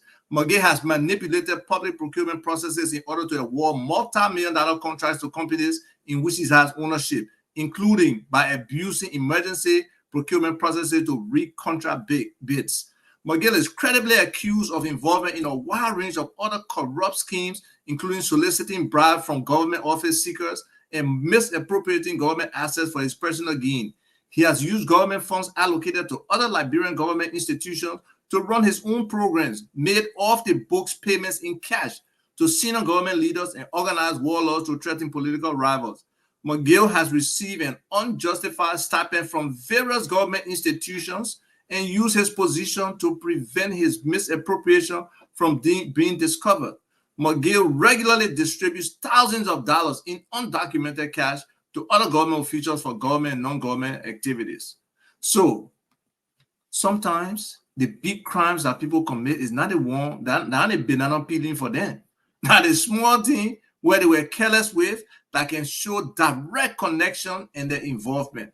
So for people to make this situation big, that McGill is being called by our Liberia Anti-Corruption Commission for investigation of an institution that he led and he was the head of. I don't even understand it. That is a simple process. Go in, they ask you, bring the documents that will exonerate you of being involved, and then you can be free. So I don't think it's such a big issue. I think payroll padding is significant across government. If you look at the simple numbers, let's just use 700. Let's say 700 people times, let's say an average of $400 a month, right? Now how much? And our 40 with 28, that's 280,000. You multiply that by 12. That's 2.8 million plus 56. So that 2,856,000. When you multiply that by, let's say 5 years, let's say he took 1 year to learn how to steal. You multiply that by 5. That's how much? That's $14 million. And that's only 700 people. So spread that across government and think on the magnitude of dollars that anybody will sit here and say it's not significant. Let's understand how many people were proving to be actual employees versus how many people were not proving to be employees. The thing is simple. It's a numbers game. It's up to LSCC to delve into the issue and actually find a reason. If they have no reason to call McGill, I don't think they will call McGill. I don't think it's posturing. Thank you. Thank you very much. Thank you very much. Radio station Stanton, people talking about the radio station. I still Dominic and check it. They're saying they're all off. Yes, they're trying to reconnect to the generator. Oh, okay. Thank you. Yes. Diamond, he's not here to try to reconnect to the generator. All right, so we will be on. We are reconnecting to the generator, folks. Again, want to say to all of you, thank you for joining us. Mama, let's hear you. I'm trying to upload all these things, but a lot going on from my end. But let's hear you, Mama. Be patient while we upload the document. The allegation being made, and we'll come to that from the sanction report. Those are allegations, and everything you heard as a battle while reading, those are allegations. There is nothing that have put finger within Liberia to say Miguel was guilty on any of those things. So let's just be, as a network, let's just be unique on this. Those are allegations based on the sanction report from the United States. So okay, but let's get something clear. We agree not in Liberia, but under U.S. law, he's a criminal. He's sanctioned. Can we agree on that? Again, not U.S. law. Sanction, again, we will not shift the conversation. Sanctions, allegations in America. I said we can only speak one at a time, please. Let's speak one at a time. Sanctions are allegations from the United States government, whether under the United States or under the Liberian law. He was never ever tried. Those are allegations. And with the findings, wherever country, they didn't try not turn on Miguel under the U.S. government. Mami, go ahead, please. So I know there are attempts to just brush aside what the LCC invited Miguel on. I will not spend my time on that. I wanted you to just put up what the audit form. In as much as I'm talking about that, the payroll paddling, like I say, I will agree with I say, payroll paddling is a crime. Nobody can say it's just not a crime. But here's the issue we have with the LACC and its approach on this Miguel situation. The LACC is using the system audit report on the Ministry of State. In the report from the central bank, the same Ministry of State, I'm making a case here that there are grave allegations. There are major allegations, easy to accept, easy to follow through, that the LACC is not paying attention to, but going to an allegation that Miguel himself is happy about. Miguel wants this. If he did not pay for it, if he did not influence it, Miguel wants this allegation on him. That he put people on payroll, that he put Patterson on payroll. Tomorrow press conference that Miguel will hold, you will listen to him talking, the government is prosecuting me because I put you sedition on payroll. They are going after me because I put my people on payroll. That is the message that Miguel wants, so that he can be able to rally seditions against or in support of this new agenda they brought out that say resist. They've been struggling to get the people to believe that they should follow them in their attempt to resist. You will hear him saying, because the people will not pay attention to all the details that I say outlined, to all the details in the report. You put in your budget 480,000 for consultancy. In the same year, you spend 2.7 million. That's concerning. But the people will not listen to that. They will listen to Miguel telling them that they persecuted me because I put you on payroll. But the reality is not that. But let's go to what the audit form that the LACC should be concerned about, in addition to what they're doing with payroll paddling. Stanton, the audit report is showing that for the Ministry of State, on the counter at central bank. Is this what you want? This one is for this one. This is what I'm speaking about. This is what I'm speaking about. Ministry of State on the counter at central bank, $21 million. 3 individuals withdrew it for the Ministry of State, $21 million. Someone please pull it down. It is easy for the LACC to invite these people. Where did you take this money? You said you withdrew it from central bank on behalf of Ministry of State. Where did you take it? Where did you take it? Who did you give it to? What a receipt for why it was disbursed. you will see all the finger pointing back to McGill and other people who were in leadership at the Ministry of State. This is the type of investigation we want. McGill will use this payroll paddling situation tomorrow in a press conference and tell his partisan they're punishing me because I put your own payroll. We have to be careful with how we proceed, with which case we take. I'm not dismissing the fact that it's important to investigate payroll paddling, but I'm saying there are grave allegations. Go to the budget transfer that Molu was talking about. 55 million letter transfer, 16 million letter transfer, 6.2 million letter transfer. These are grave allegations. But you bring in McGill to hold in for putting people on payroll, which we know there are grave reasons to do so. Then don't disturb me. You already said we should leave McGill. I'm laughing. I'm agreeing with you. So, to conclude in 30 seconds, McGill is happy for this case. McGill wants this case. McGill pleaded for this case.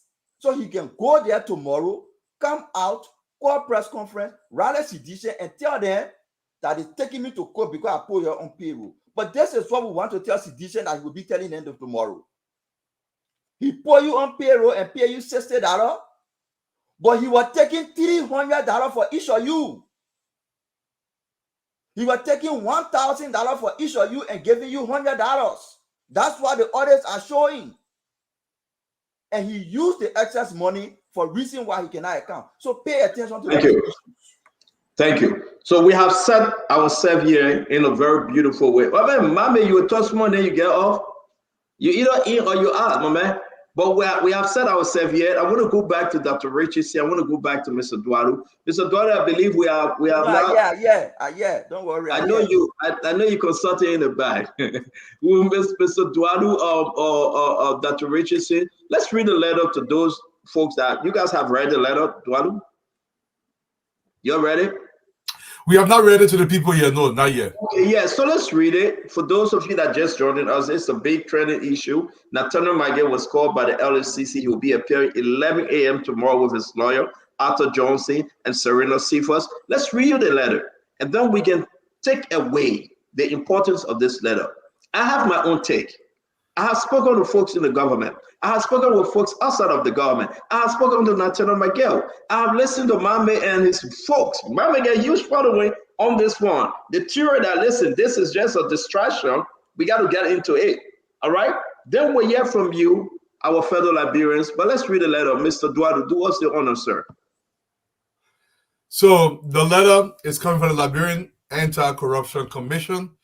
They wrote it to Honorable Nathaniel Magee. Dear Honorable Magee, on the top it said letter of invitation. The Liberian Anti-Corruption Commission presents its compliments and informs you that it has initiated an investigation into allegations of payroll paddling and acts of corruption resulting from salary payment affecting a supplementary payroll containing 728 names at the Ministry of State for Presidential Affairs, which were allegedly created outside of the framework of the Civil Services Agency.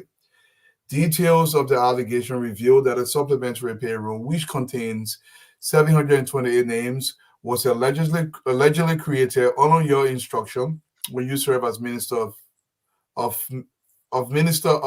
State. Accordingly, the process was marred by irregularities, mounting to payroll paddling, administrative malpractices, acts of corruption. Okay, given your position as Minister of State at the time, the LCC believes that you could provide some useful information to aid its investigation. Hence, you are invited. Also advised to come with your legal counsel and all relevant documents to support your testimony. For convenience, the details of your appointment have been arranged as follows. Date Wednesday, August 21st, 2024. Time 11 a.m. Place LCC headquarters, Tupelo Taylor Curve, Old Road, Monrovia. We anticipate your cooperation and partnership in the fight against corruption. Sincerely, Baba M. Borkai, Program Manager, Monitoring and Investigation. There you have it. There you have it. We want to say again, this is very important. I want to put up this second part of this letter, which is so unique. Let's listen to exactly what the letter said. The second sentence, hence, no, the first sentence, given your position as Minister of the Ministry of State at the time, the LACC believes that you could provide some useful information to aid its investigation. Folks, there was a whistleblower. The whistleblower went into the LACC compound. The whistleblower are one of those, I'm giving you a story, the origin, where we came from. Went into the LACC compound, told her, hey, listen, I did business with the Minister of State at the time under the George Banawea government. And these are the way in which they operated. My staff got paid. All of my staff were on their payroll. And these are how they operate, and the whistleblower explained. The Minister of State said, okay, good information. Sit down. Another individual came with similar story. When this government took over and it went through Finance Ministry, CBL, and all the bank records, it proved, it validated the whistleblower testimony to LACC. You got to follow it. Therefore, there's enough evidence to call the minister at the time, Nathaniel Fallow McGill. So smartly, the LACC is saying, please come help us. We have information. We want you to help us with our investigation. Are they going after Nathaniel McGill? Did Nathaniel McGill hire folks illegally?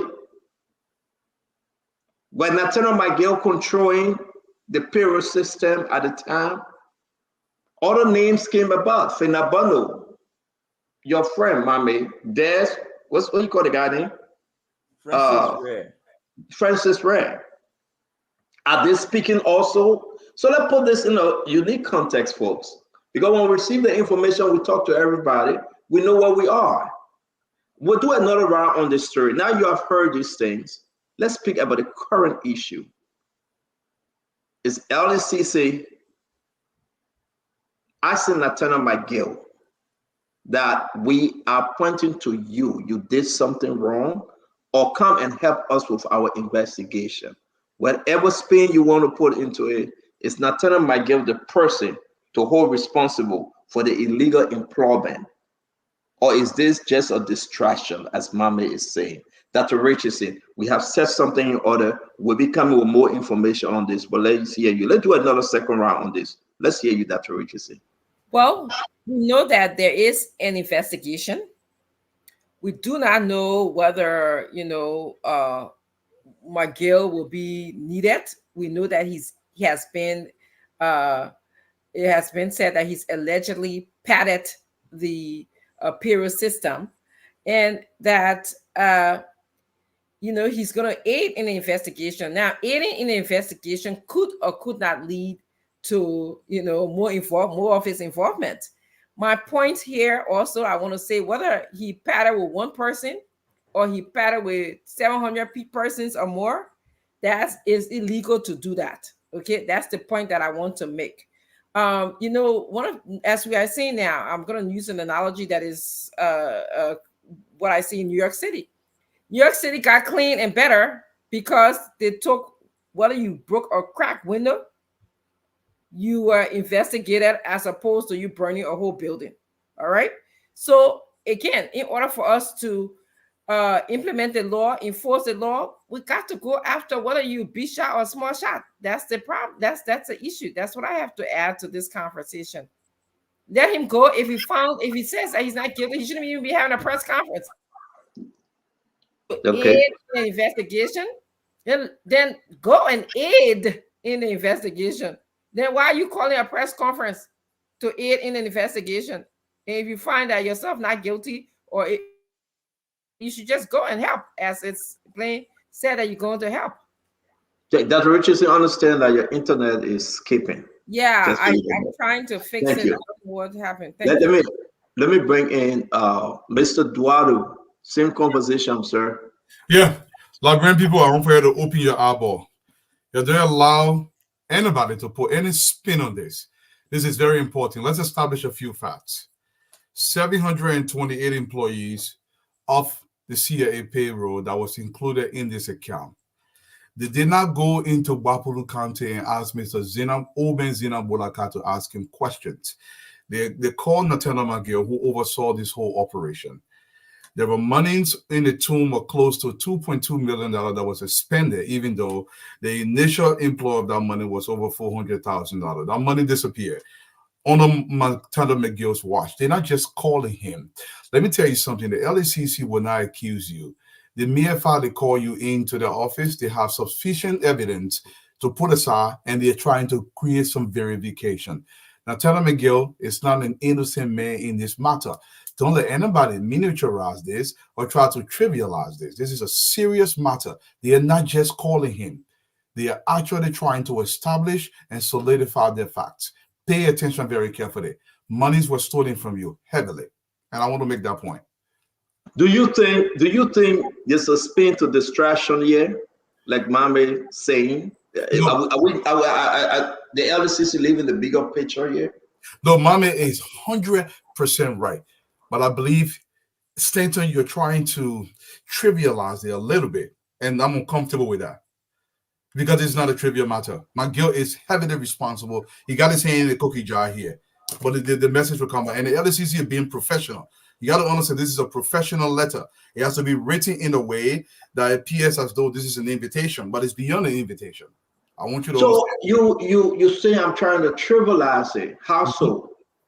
Because you're saying, okay, when you read the line, if you put up the second paragraph that you put up, and I want to quote you exactly, when you say, hence, you are invited, something about an A. Okay, this is right, the first sentence. The first sentence. Given your position as Minister of the Ministry of State at the time, the LACC, this is where you stress, the LACC believes that you could provide some useful information to aid in the investigation. And I want to underline that word aid. If you remove this, and I will say my point. When you say aid, you give the appearance as though McGill is just the innocent bystander being invited for simple questioning. This is far beyond that. How so? What did I say that you think I trivialized it? This is how I interpret it. Don't interpret. Say exactly what I said. Because you got angry the last time and say I'm twisting your word. So say exactly what I said to trivialize the line that is within the LCC letter. Listen, Senator, when you say they call him because to aid their investigation, that's trivializing this matter. They did not call him to aid the investigation. What did the letter say, Tualu? What this letter? Let me put it back up. What did it say right here on the second, in the first sentence? What did it say? What is it saying, Dualu? Y'all read the second sentence. Y'all read the second sentence. No. I am not going to the second sentence. My point was the first one. And it's good we're having this conversation opening. What this sentence I just pointed to, Dualu, you say I'm trivializing this thing. How did I trivialize it when you're saying that some useful information to aid its investigation? How did I trivialize it? Listen now, put this stuff down. Let's look at each other. The problem here is, Stanton, the letter is not a one line. If you go on in that letter, when they ask you to bring your legal counsel, this is a legal matter. It is a legal matter. When you're saying just to aid, as if to say McGill is facilitating the LACC's investigation. That's the only thing he's there for. No, he's not just. But Duarte, why can't you? And I want to put this letter up again. Why can't you have your stronger argument with us saying I'm trivializing this? Because I am not. You spoke twice on this issue. I spoke only once. You keep. And we got to go line by line. We got to go line by line and understand this letter as it is written.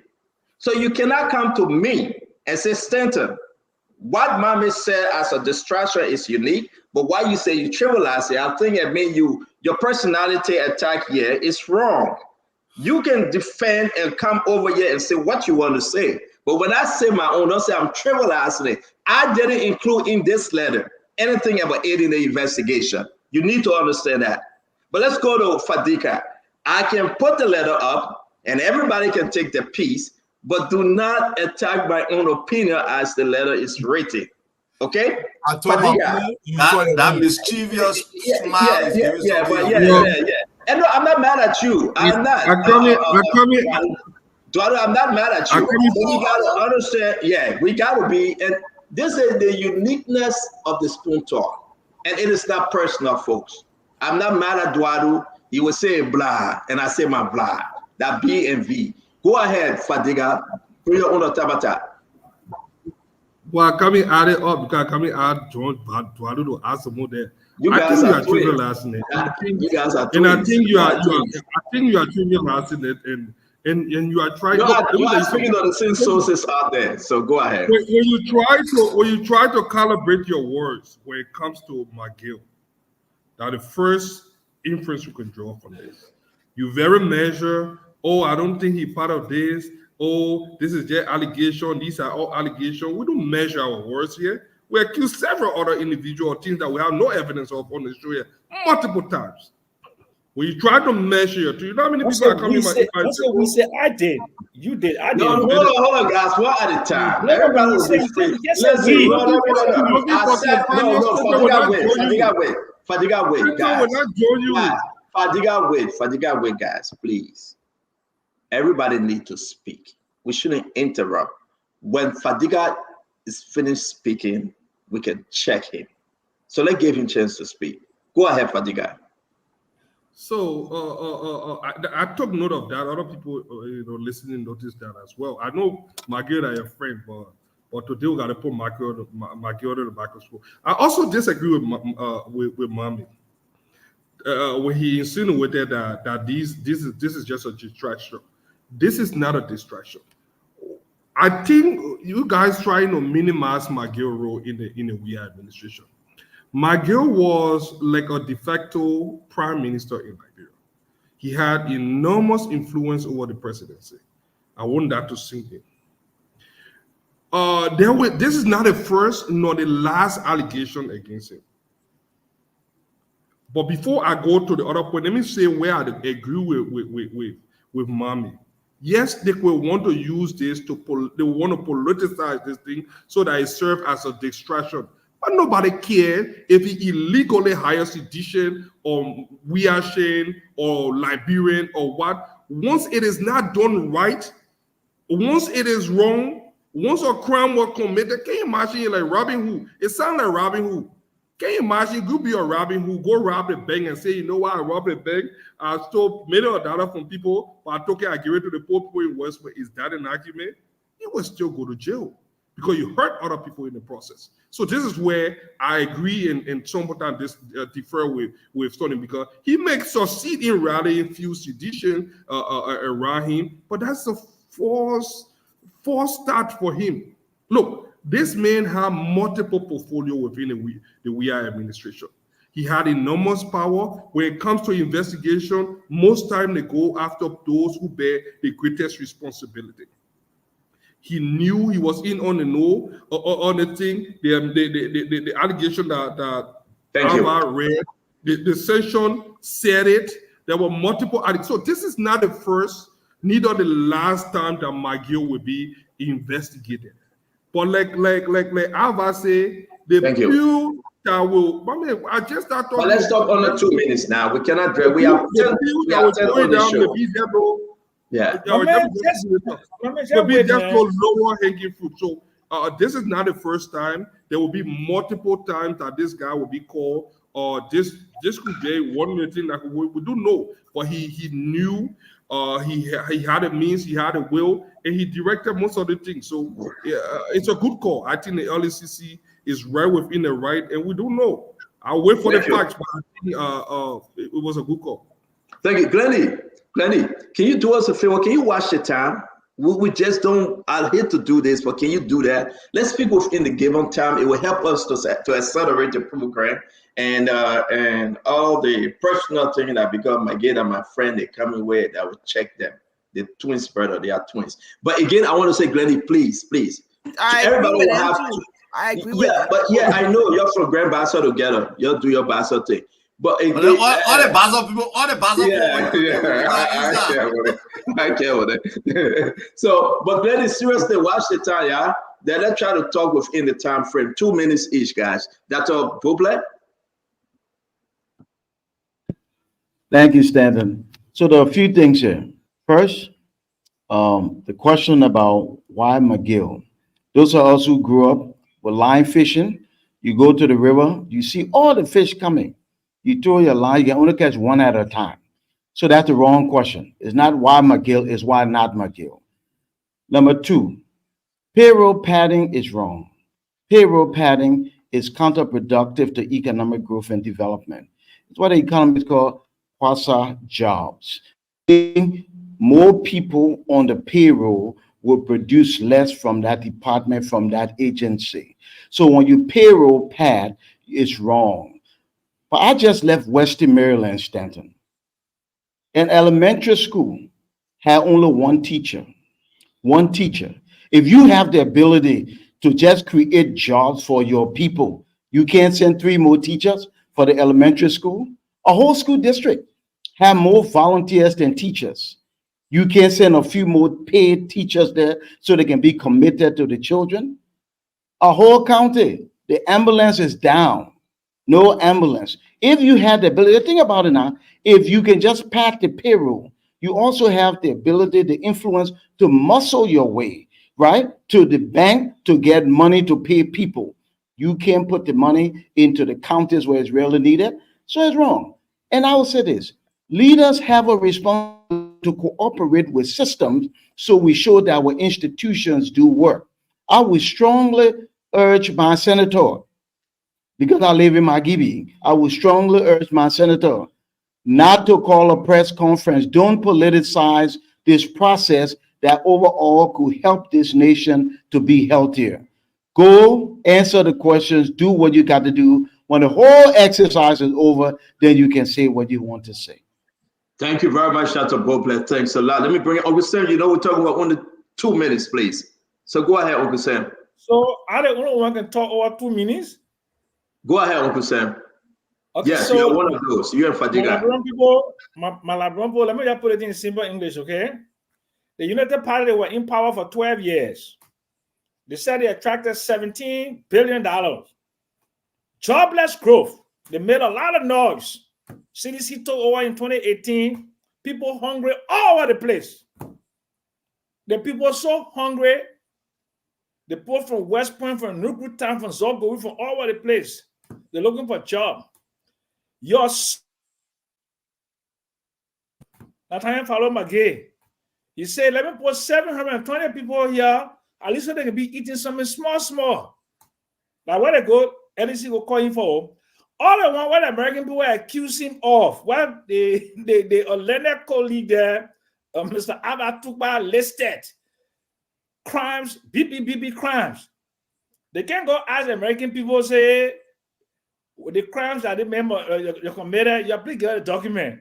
But because the man will bring 728 people to try to help them for them to be buying their bag around every month, then they bag of coal, so they can eat a little instead of sharing to school. That what they calling him for? That all they calling the man for. So I will go there tomorrow. By the time you finish the press conference, by the time you finish the investigation, I'm not living too far from that, from 2B Taylor Jones. I live in Gate. I will walk there. That time again, I come there tomorrow to support you in your fight against the pettiness, the very petty behavior of the people that came to, they're angry, they're in power. Instead of bringing the pressure rates down, the pressure, everything went down up in the country. They spent $22 million to fix some kind of dusty road over the country. People laughing at this. They got nothing else to do. So they want to take the poor bubble boy, we'll be there tomorrow. That's what I have to say to you. God bless you. Let me come after him. Yeah? Glenny, it's not like you back in the school. Let me come after him, Glenny, please. Look at the other mayor. Look at the other mayor. Come there and talk. No, but why must he talk after me? No, we're going to see. Uncle Sam, stop disrupting the show, please. No, he don't want disrupting the show. Please, no, your time is finished. Your time is finished. You was not supposed to Uncle talk. Sam, stop doing this. You are not the moderator. You are not the moderator. Please you stop. are the timekeeper. You are Yeah, the but timekeeper. Stanton is not here right now. Dr. Richardson is not talking Yes, here. so let her talk. So let her You need to talk. stop distracting the show. Sam, So let her talk. Let initially, What's wrong with sequence. somebody else talking? What kind of behavior is this? What kind of behavior is this? You need to stop. Come on, man. Mame after you. That was the sequence. Mame after you. That was the sequence. The data he dropped off. So that was the sequence. That Glendy's supposed to talk after me. That is sequence. And you not the moderator, so you stop it. Sam is right. Sam is right. Glendy No, and Mame. I'm supposed to speak before Glendy. I told Stanton to allow Glendy to speak before me. Thank you. It's not your responsibility to ask Stanton. Thank you, Mame. Just wait. You're itching. You're itching to talk. Just wait. It was my time to speak. Mame is right. I don't have Mame. One person cannot dilute what you have to say. Let Glendy go. No, Isaac, let's get it correct. It was my time to speak. During the first one, I told Stanton, Uncle, stop disturbing. So go ahead, Mame. Mame, it's your time to speak. You are correct. Please allow Glendy to speak before me. Mame, it's your time. Mame, it's your time to speak. Since Glendy will come in after you. Go ahead, please. Malabran people. I wanted for Stanton to put up the always funny, but why he put in all? Let me put it in simple English. Malabran people. The thing they call him Maggie for. So the always let me read it for the other people. Then I will talk it simple. They say the management, no evidence that the management developed policy to regulate the hiring and management of supplementary personnel. The total number of staff in the category is 733. Their annual salary is 2.6 million. That 2.6 million is 2 times more than the salary for the regular staff. It's 50% above the salary of the regular staff, and the number of supplementary employees is 50% more than the regular employee. They also say no evidence that they were budgeted for the money. They were taking it from on consultancy to pay. And we already told you that the consultancy money now was 480,000, but at the end of the year, they spent 2.7 million.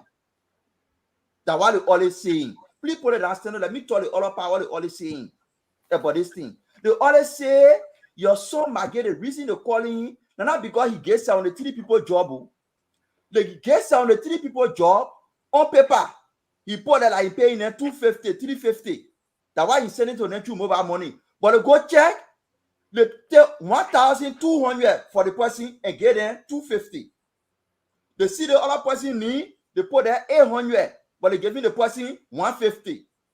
They see the other person need 1,000, but they giving them 200.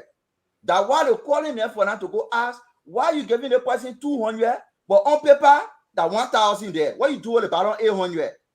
So it's not because they get 73% employment. It's not because they get 73% job. No. United Party not get problem. They get you 73 people job. They get problem because they get 73 people job. They pay them 200, but on record they take 1,000. So what about 800? That's what they're calling them for. Thank you very much, and I respect the 2 minutes thing, which is so unique. I want to say, go ahead now, Glendy. We'll watch your 2 minutes. It's 6:08 by 6:10 on our time. It should be done. Go ahead. I will not even talk long because I already said this whole order is justified. I'm not going to speak against something where the government thinks is necessary. I already said earlier, if they're calling to start auditing people from different government agencies, I just hope that this does not stop at McGill. I agree with Dr. Bropley. They're only asking you to come answer questions. What are you coming to a press conference for? What is the need for the press conference? Go and answer the questions. Go when you exonerate yourself from whatever allegations they make against you. Then you can cause a big blab about it. But it's a letter, and like Dwalu said, I think the letter. We're trying to minimize the letter, but if someone writes you, an agency that investigates, writes you with allegations concerning corruption, that's serious. We should not try to minimize it and say, oh, this is nothing and all of that. We should not. There are allegations, but they're still, even when somebody steals 5 cents and they steal 1 cent, it's still an allegation, it's still stealing. So we should not minimize it and say, oh, this is not important or this is blah. I don't think it's blah. I don't think it's just a bluff. I think it's serious. I think it's serious enough. That's why they've called him to question him. And even if they ask, of course, because it's allegation, they're calling him and saying, okay, come tell us. We saw this amount of money removed. Your Can time you is help up, us Benny. understand how it is? My time now up. I got my time here. It's 6:10. 137. I'm watching my own time, brother. Let's see. I'm watching my own time. 137. It's 6:10, Benny. Hey, look at here. No, Thank you. talking again now. You want to go here, Phillies. So The Benny, allegations are serious. They need to be 30 seconds back. Benny. So thank you. Let me say this, and let's be serious. Nobody, you stop the joke you're making because you're talking my guest, so I can't talk. You stop it. Nobody's saying that the allegation is not serious. Let's be very serious on the show. You can have your beef with my gaze on you. If my girl is guilty, if my girl, excuse me, sister, if my girl is guilty with these allegations, we should speak to it. So I would not entertain the fact that you're talking my girl, so I'm trying to sugarcoat it. No, nobody trying to trivialize this thing. If you want to speak to the issue, speak to the issue. But I would say before I go to Ase, I have not spoken, right, Ase? You coming in? Yes. Go ahead, sir. Yes. Go ahead. Tender, and you said some people went to LACC and explained what happened, and they were part of the criminal activity. No, I didn't say that they were part of the criminal activity. I said some people said they went as a whistleblower. That's what I said. But most time whistleblower is somebody who knowledgeable or participated. I said exactly what I told you. I didn't say they were part of criminal activity. Okay, let's assume they didn't participate. They just had information. Let me ask you on the panel here. Is somebody found guilty of payroll padding? Do they go to jail?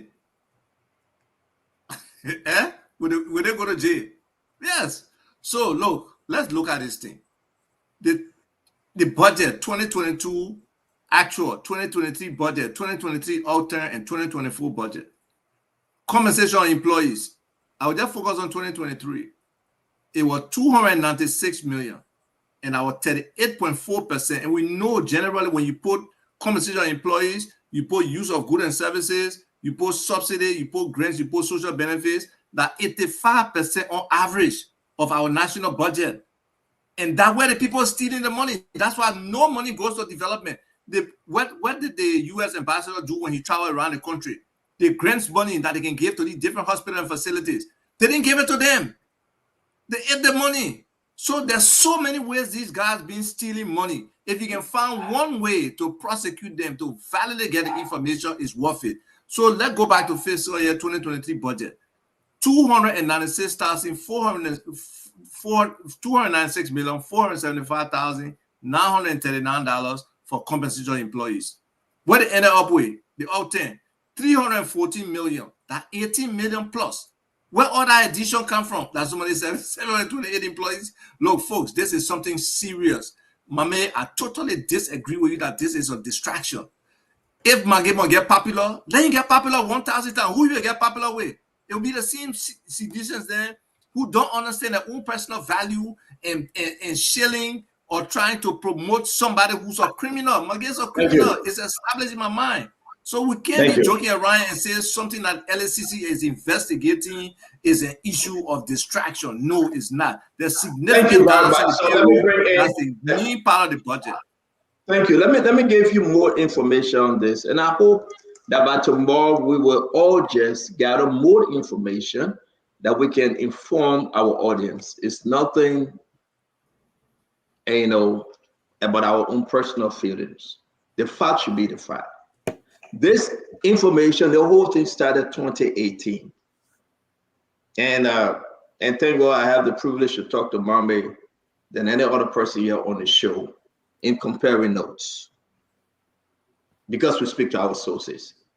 If you have anybody out there that giving you information, it will be better as we contribute to this program.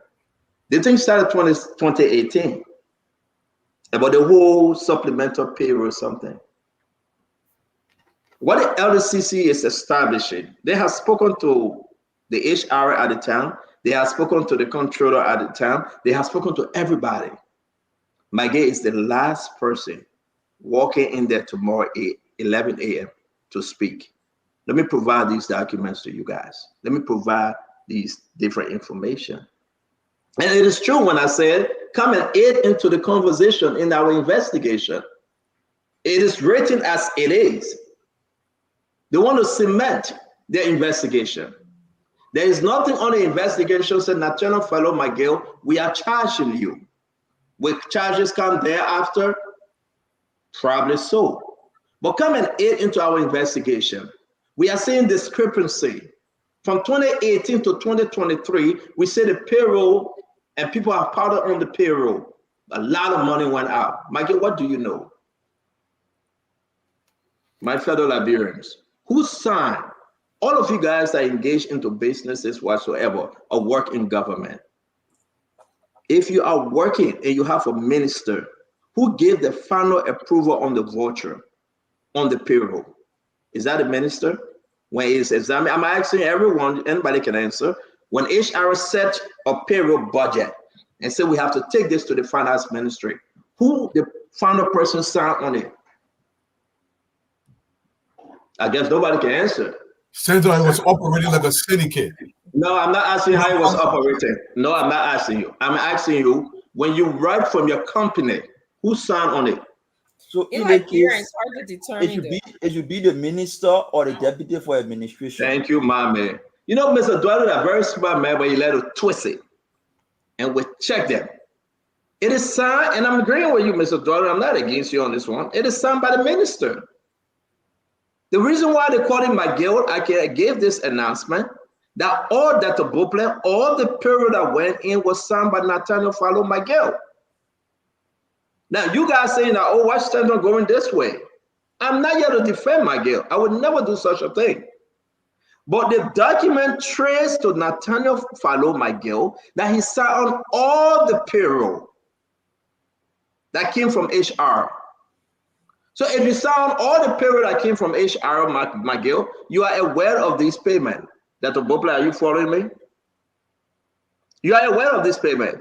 You are the minister. That's the reason why Nathaniel Follow Miguel have to now go in to answer questions, to aid with the investigation. What do you know? Mama, I hope I'm making sense here. So nobody must say that Stanton going contract. I have the information. We are speaking to people in and out. My guest signature is on all payroll that went out to the finance ministry. No, but stop that, yama, man. My guest signature, if you want to establish something, let's have some serious conversation. Mr. Senator, your signature is on all payroll that went to the finance ministry. Your signature is on all voucher that went in and out. What do you know? Speak to your sources and they will inform you. But let's wrap this thing up. I want us to do another round. Now I think we are making sense. The reason why they call him Miguel, it's not that they say, Miguel, we see that you bring 100,000 people and they say that you brought them in. No, we are calling you to aid in our investigation because your signature is on the final voucher that these payments were made. What do you know? So let's just get to the place and get into all of our feelings and establish this. Miguel, your signature is on it. What do you know about these things? These are ghost payments. These are payments that went into somebody's account. You have 10 people going into Glennie's account. What do you know? You sign on them, Miguel. Come and tell us what you know. Stanton, can I ask you one question? Yes. Stanton, can I ask you one question? Please do. Personally, what do you think? About the whole thing? His signature on the voucher for those ghost names. Personally, what do you think? What I know with this whole operation, thank you for that question, Fadiga. Nathaniel Follow Miguel must go in and answer because it doesn't smell right. He was the minister at the Ministry of State. He was the minister. What he know, he need to go tell LCC. What he doesn't know, he need to tell them. But you cannot say you have your signature on a piece of document that have 2.something million for 739 employees, whether they are alive or dead. How did your signature get there? So if we have to tell our audience that are watching us, we should establish that, listen, Miguel has been called because it's not only the HR. The information here is that they have spoken to the HR, they have spoken to the controller, they have spoken to everybody. Now, the last person for this investigation to close is McGill, and his signature is on all the documents. So I hope I answer your question, Fadiga. And I think he should go. And if then people try to politicize this thing and say that CDC was a unity party, I think they are wrong. I don't think they should do that. I don't think they should build a case say CDC was a unity party and unity party want to do a witch hunt. I think the LDCC is doing a fair job to investigate whether it's McGill, whether it's former President Joe Weah, whether it's Fina Bundle. They should call everybody. And I don't think we should say this is a witch hunt. So we're going to run with this story. We got all the information, except you guys want one more minute to discuss this issue. We can continue it. If not, we have to move on. I believe everybody have satisfied. We'll wait for the 11 a.m.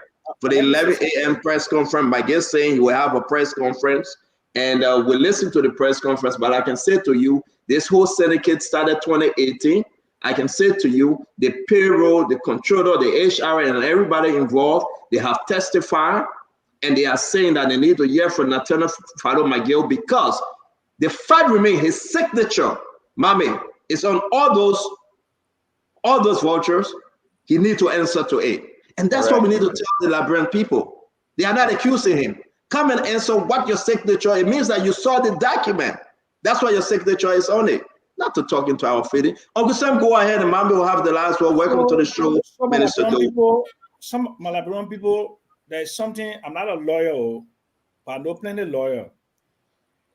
McGill doesn't have to answer any question tomorrow. There's no obligation.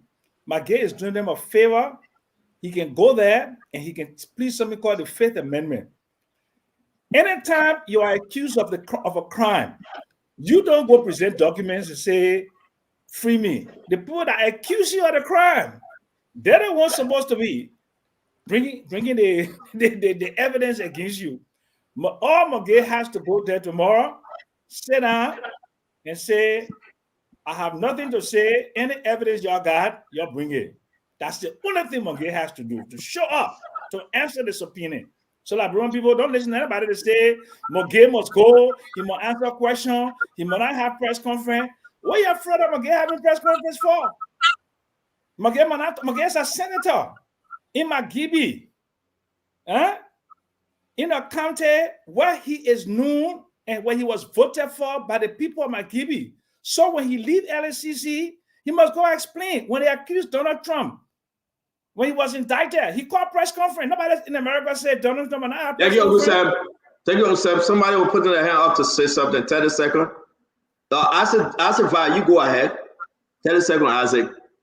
Yeah, thank you. Look, McGill having press conference, it doesn't raise the needle in terms of the media in any way. Let him have a press conference. Anybody can perforate that press conference. The reality is, if on 1 second, somebody claimed that the man will call for criminal charges and he shouldn't say anything, on the other one, they say he just coming to help with the investigation. Okay, so if you come in to help with investigation, they ask you to bring a lawyer and they ask you to bring documentation to prove your role. Okay, so if McGill have an innocent role, that means the people who sign all the checks to central bank, the deputy governor and the governor, they just sign. They know nothing about the check too. If that the kind of disposition won't have on these kind of activities, you as the head of an agency, especially for something consistent over months, that you sign in 728 supplementary employees that aside from your regular budgeted staff, and you're looking at the amount, the 2 million more than what the regular people making. Come on, let's be honest with each other, man. Thank you very much. So let me fair. Thank you, Asif. Thank you too much. Let me fair on this. Let's go around this real quick. Dr. Richardson, McGill appearance tomorrow. 30 seconds. You think he should appear, and you think the question goes to everybody. After Dr. Richardson, Duadu, Hassan, and Dr. Bobland will come down and end up with Asido. Dr. Richardson, McGill will be there tomorrow 11 o'clock. As a senator, as a seditious, what's your take? He should appear. His name is on almost all of the checks for the 720 something persons.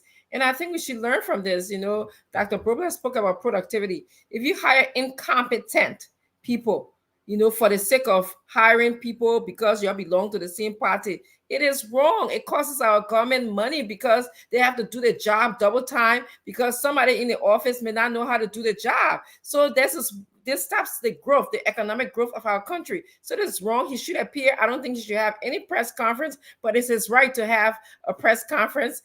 He shouldn't, Gavin, he's going through an investigation. So what? Let him go through the investigation like anybody else. Yeah, Stanton. First of all, Maggie does not have a choice whether he appears or not. He's been subpoenaed by the Constitution about it, so he has to appear. He cannot refuse to appear. And I want to say this to you. Let me tell you this. You'll go up. If Maggie tells say he was paying your money, you're supposed to receive a minimum of $3,000 United States dollars for all 728 of you. If you get anything less, if they're going to lie on your name, say you receive money, you better get your real money. Maggie has the money. Don't allow you to say, but I'm picking hold this $25. Request a minimum of $5,000 before you can put your name on anything over there because you got the money. Make sure you get your car. Thank you, Fadiga. Look, I agree with Manu. It's not optional. McGill is not above the law, or he has to answer. The press conference tomorrow, he can cry me or River. It doesn't change. I don't care. Who cares? McGill can call people. There are always gullible people, and there will always be gullible people in our society. They will come out. There are some people that you pay to cry. They'll come here and cry for you. You wanted to sick, they'll sick for you. It's poverty, it's the state of our country. We cannot do anything about that. So McGill calling people, they have partisan, they will come out. That doesn't change the fact. Look, we do not want people to politicize or weaponize this thing. But if that's the tactic to distract us, fine. The fact remains that there is an LACC. There was a GAC report. There will be an investigation, and there is currently an investigation going on. At the end of the day, if they are found guilty, the law is the law. So all this hullabaloo and running around, they would do this, they would do that. These are all sidetrack distraction to deviate off on the right footing. And what is at stake here? My man is zooming on. Maggie will be called tomorrow. He will answer question. If Thank you, Fadiga. Dr. Bobla, you want to come in? Look, I would not advise the senator to go and sit there and have a legal posture. Those who benefit from the system have a responsibility to respect the system and uphold the system. The LACC didn't just drop days. Actually, was created by an act of the legislature. So how is it that you're going to sit there and disavow the very system that was created to help us? He has a responsibility, and all of us senators should go and cooperate fully with the LACC. That is the least we expect of him. Thank you, Dr. Boblet. Well, Uncle Sam, spoke already. Let me bring in Glendy. Cynthia, I don't have anything to add. I think he needs to show up, and that's it. Thank you, Glendy. Uncle Sam power went off. Mommy? To the ordinary people in the street, government is not calling McGill because he employ people. Government wants to employ people. Government wants to employ people all across. Want to get people to get jobs. But when you use people name because you say you get an employment, when you use their name to take money from the system, then you have to kind of explain. If you put people name on payroll, you say, oh, I'm paying $1,000, but in actually people only receiving $200, that problem. You have to kind of explain. If you put people name on payroll and the people not working in government, they're working on your farm, that complain, you have to kind of answer it. If you put people name on government payroll, they live into your girlfriend place, they're not working in government, you have to kind of answer it. So government not get problem with putting anybody on payroll. The other report saying that people were on payroll, people investigation showing that the document $1,000, but the people actually receiving $200, $800 went somewhere. They still go pay for it. So the LACC will telling you, right in the audit report, 21.6 million cash money on the counter of the ticket. What we're saying, the people who received the money, call them. Say, where did you carry it? Who did you give it to? When you call the person name, you bring the person in. What did you do with the money that the person gave you? What did you receive, how you spend it? Simple investigation. Those are what we need. And we're encouraging you to do it in addition to your payroll paddling situation. Thank you, Central. Again, you spoke already, Ava. Let me bring in Asido. Asido, talk No, to I us. didn't speak. You spoke already, Ava. Ava, you spoke. No, I didn't speak on whether McGill must go or not. Thank you. It was Thank the you, issue Ava. you asked. Ava, thank you. Ava, thank you. Asido, please speak. The man muff each. Far away. Go ahead, Asido. So hi to everyone. It's good to be here. If Spoon Network decided to give everybody on this show $10, that will be a supplementary payroll to Spoon's regular payroll. Supplementary payroll in itself is a legal thing. It is not a wrong thing. It is a right thing to do. Now let me go further. Senator McGill has confirmed that he will be at LACC tomorrow. And I personally think it is the right thing to do. Let's go another step very forward.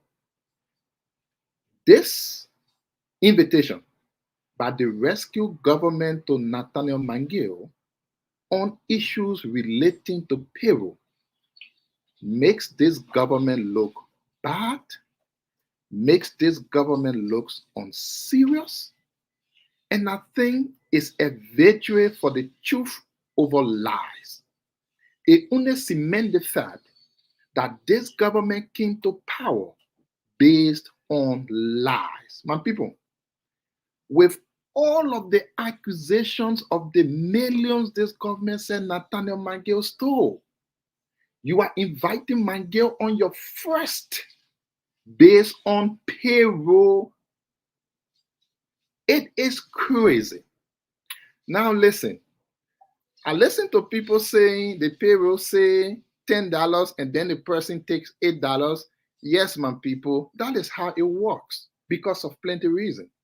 The payroll cost equal to your take-home pay plus your taxes, your other benefits that go to Social Security. So you may not likely take exactly as the payroll cost says. You will take certain amount, taxes will take other amount, Social Security will take other amount. That is true. In my mind, I don't want to be long because everybody here agrees. If you can call McGill for payroll, supplementary payroll, and the thing is funny, you call him McGill when you can do the common thing. The payroll is there. They got numbers, they got account. If you reach to any bank, there will be ID cards, signatures for the person owning that account. You can do your verification in no time. And lastly, for me to end, it said ghost names or it says supplementary. Which one is which? Because if I can remember, the Ministry of State recently dismissed people and paid them 2 months. Those people were the ones on the supplementary payroll, according to what they told us. So which is which? The people you dismiss that you pay off are the people who are ghosts, or the people you dismiss are on the supplementary payroll and Nathaniel McGill as a minister did not have the authority? Sometimes I wonder if rescue has a plan at all. In my mind, they can do good things, but they are so fascinated to ensuring they just do anything until they are doing so nonsense. McGill will have a veteran. This is a slap in the face for lies and a real day for truth. Shame on rescue, and you should be embarrassed by that. Thank you very much.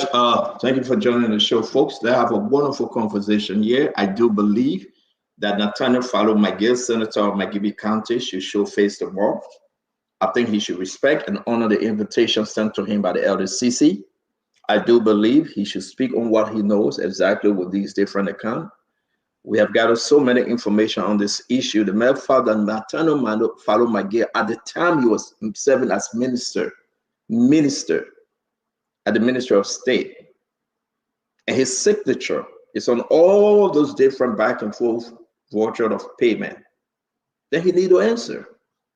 It's only fair that he go and answer. It's only fair that you see a payroll document in the amount of $2 something million.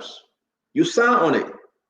That is to say, because you sign on it, you have verified the name Dr. Richardson, Dr. Beauplan, Dwalu, Sam Jackson, Glendy, and Stanton, and Isidore. It means that you saw those names, and each amount that were given to everyone, you verify them. Is it fair, Dr. Beauplan? It means that you verify it. That's why you sign onto them. So if you've been signing since 2018, 2019, 2020, 2021, 2022, before you got sanctioned and removed, go and answer to what you signed for. So my fellow Liberians, let's say this. I don't want to think for one bit that we should put this CDC and Unity Party. We have law in the country. That's why when some of my friends jokes on this show and say Stanton friend of McGill, I think it's a joke. I'm not serious about that because everybody knows McGill. But let's face the fact for the sake of Liberia, the sake of our system. If it is true, information that we received, that I received, and Mommy and myself have been going over back and forth, that Nathaniel Fallow might get signed on those documents, some of which I can read to you because when it comes, we share with them. I think it's only fair. You sign on a budget of $1.5 million for the Ministry of State. Example, go and tell the people how many names are on those things. This is not what my brother Asido Jack said, it make the government look bad. I disagree. I strongly disagree. It make the government look good. It make the government look transparent. That the government can call now a sitting senator to go and speak on some of this issue that his name is part of. I don't think my fellow Magay should sit and say, I plead the faith, like Uncle Sam want him to. If he sit there with his lawyer, Arthur Johnson, and Serena Cephas and say, I plead the faith, I would be the first to say he's hiding something. Do you agree with me, Dwalu? I would be the first to say he's hiding something. Hey, Uncle Sam, I thought everybody feeling that. Glenny, can you talk to your uncle? No, but no, I'm saying, when you ask a question, you call my name. No, I didn't call you. I call your name in passing, Uncle Sam. I'm trying to close this till we get other conversation to go be to. biased. Talk to your man, Dwalo. No problem. Talk to Dwalo. Be biased. I really don't like Dwalo on the show today. If you know that, I will tell you. But notwithstanding, let's just face it. Where we are as a people, I'm saying the senator should go. And no, there's another thing hanging. And maybe Sedisha will say that wish, huh? Senator Beltran will be called for the allegation leveled against him. You remember Gus Dubois, the guy that ran away and came to Pennsylvania that we had to help here on the show? Some of you guys will also remember him. It's still hanging over Senator Beltran. They will call him. Will Sedisha say, oh, that wish, huh? Don't you think it's only fair that they call him too? All the senators will be called. I don't think it's wish hunt. I think given the time and the season, they should go exonerate themselves. They should go answer this question. Yeah, people will get in their feelings because they don't like McGill or Bill. No, people will get in their feelings because they don't like Stanton. They will say, yeah, prosecute them, jail them. But the law will be the law. So to my fellow Liberians, I will say this. I appreciate this government work of transparency. I appreciate this government, what they are doing. If they call Nathaniel Fallow Magay, he should go answer. And he should accept the fact that he answered the people question. Because you sign on this voucher, you sign on this check. Answer the Liberian people what you know prior to signing on them and after signing on them. I rest on this one and I beg our audience here, give us a chance. Let's move on. It's no friendship. It's no partisan. It's no wish hunt. It's only fair to give them the chance that they can go answer question. And I rest. Can we move on, guys? Please. I want to bring up this other conversation, which is so unique to our discussion today. The foreign ministry. They are calling everybody that came into the system very lately in 2023. They are calling them and say, you'll come back home. And we can announce they have recalled Asa Yemblo. I will put up the letter. The ambassador Asa Yemblo from Belgium, representing Liberia on the European Union. They have recalled him. They told him, say, pack your stuff and go. We are recording you. So we should establish that. We should announce it. As a Yamlo, if you ever travel to Europe, you understand that he was very fundamental in creating different avenue. He's outspoken. He came on our show before. They have recalled him. And as you announced, especially to Glendy and Dr. Richardson, I think we are about to walk somewhere that we have not walked before. People are calling me to say they're about to protest in front of the UN or the Liberian embassy in Washington, D.C. because this government, they have appointed Dr. Kone from Nigeria. And if he comes to America, people reaching out to me that they're about to write letter and protest. With what is hanging over him about aiding and abetting the rape issues in Nigeria, I mean, it's a serious thing. I don't know, maybe you guys could speak on it.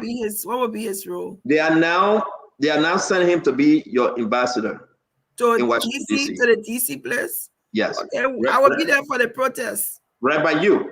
So people are not only protesting, people are writing a letter right now. They're trying with the UN, and it's very strong. People are saying no. They're now sending him to Washington, D.C. and bringing Louis Brown. The conversation that Louis Brown will represent this government to the UN. That's a whole big conversation coming up. But now let's talk about the recall of these people, because this is concerning. They were appointed, they were trained, they were sent out in the last hour, Eduardo, in the very last hour. Whether they were trained properly, that's a different thing. But now there's two issues here. People that send them out saying they should come back, Eduardo. But the ministers then that engineer these things, they still have a job. President Baka reappointed them. They're still working. Why would you keep them but penalize those that went out of the country? Let me come to you first, Eduardo, and we'll go to Dr. Richardson and we'll do the table.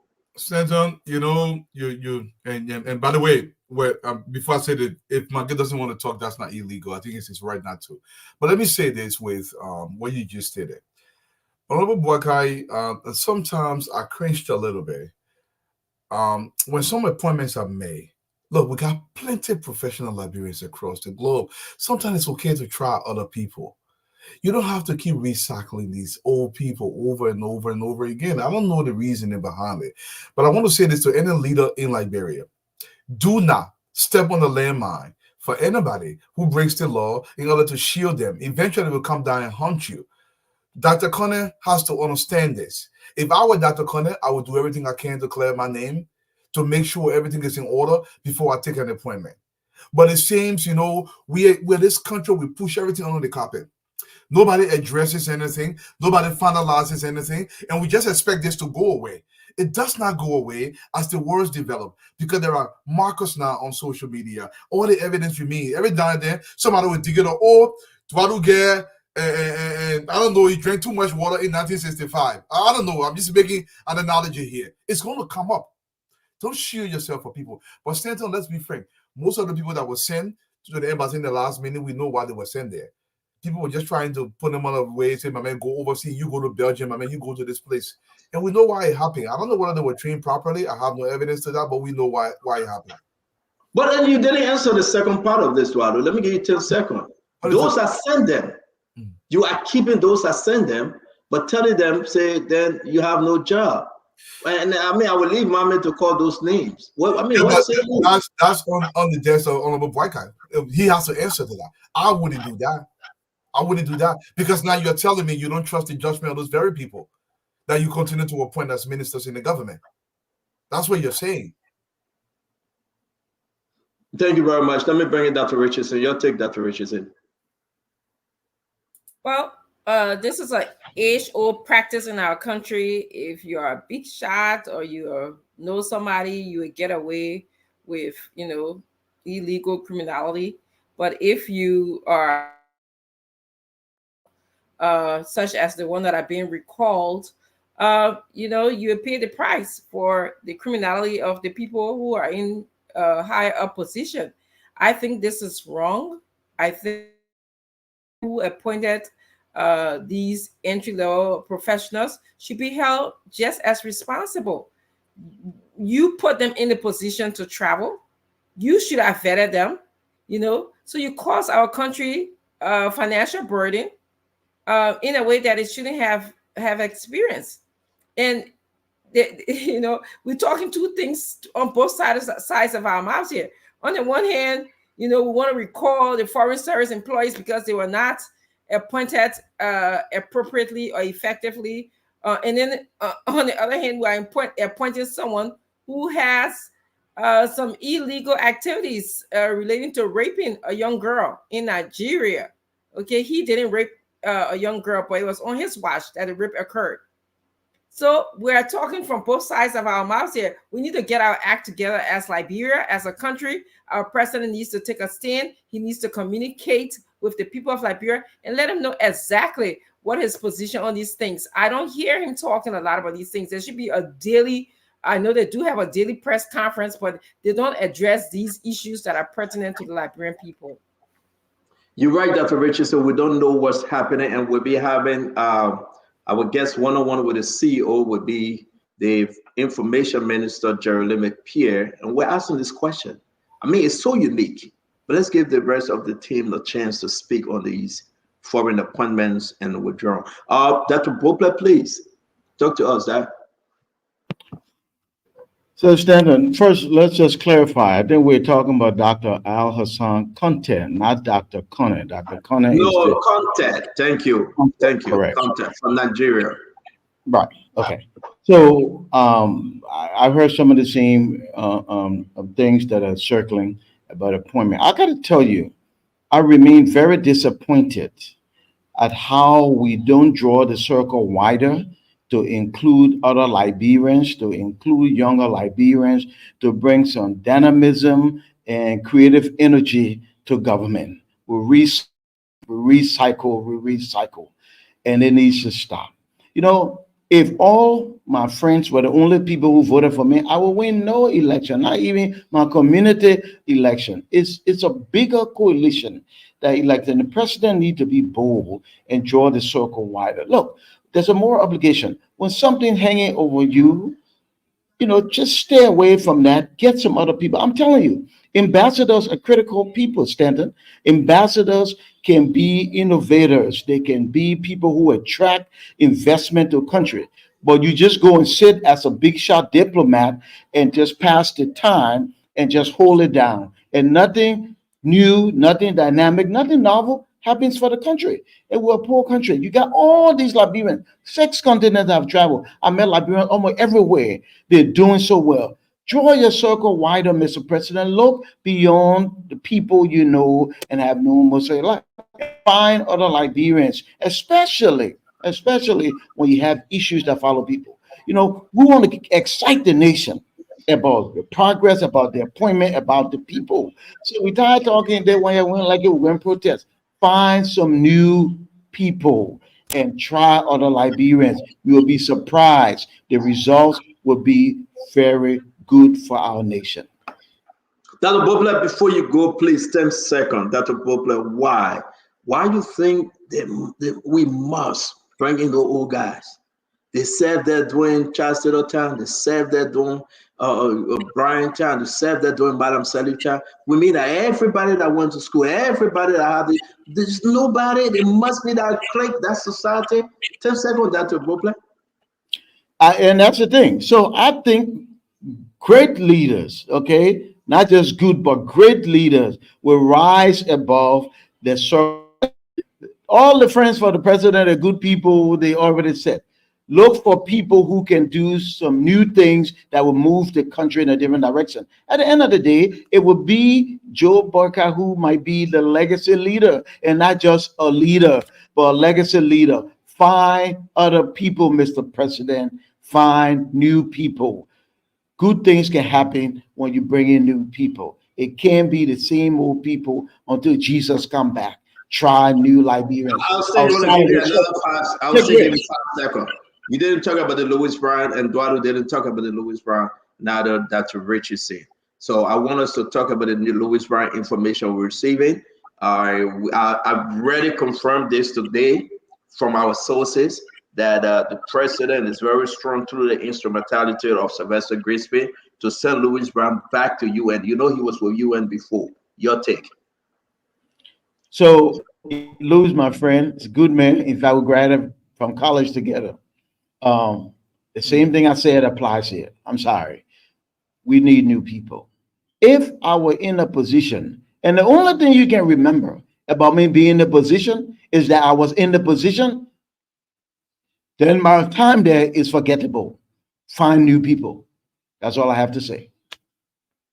All right, so thank you. I know there's a reason why I'm receiving information why Dr. Richardson chose not to answer about the Louis Brown comment of Mr. Eduardo. They have a personal relationship with him. What's the boss's name? Find new people.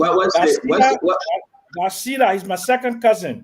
Yeah, come to your second cousin. Talk to us on the issue about Dr. Contact. So I want to pronounce the name rightfully. And Louis Brown. But understand, folks, let me say this. Groups are gathering, they have opened a chat room. They will write a letter to Congress. They will write a letter to the State Department. They will protest continuously. Wherever they send that to contact, they will protest there to get this whole rape issue resolved. And the Americans are very serious on this issue. That was a little girl. They are not playing. They are very, very straight up. And these guys will demonstrate, they will protest. Uncle Sam, talk to us. So my Liberian people, it's very simple. So Joseph Burger friend, they're not productive people. They don't have any independent means of income.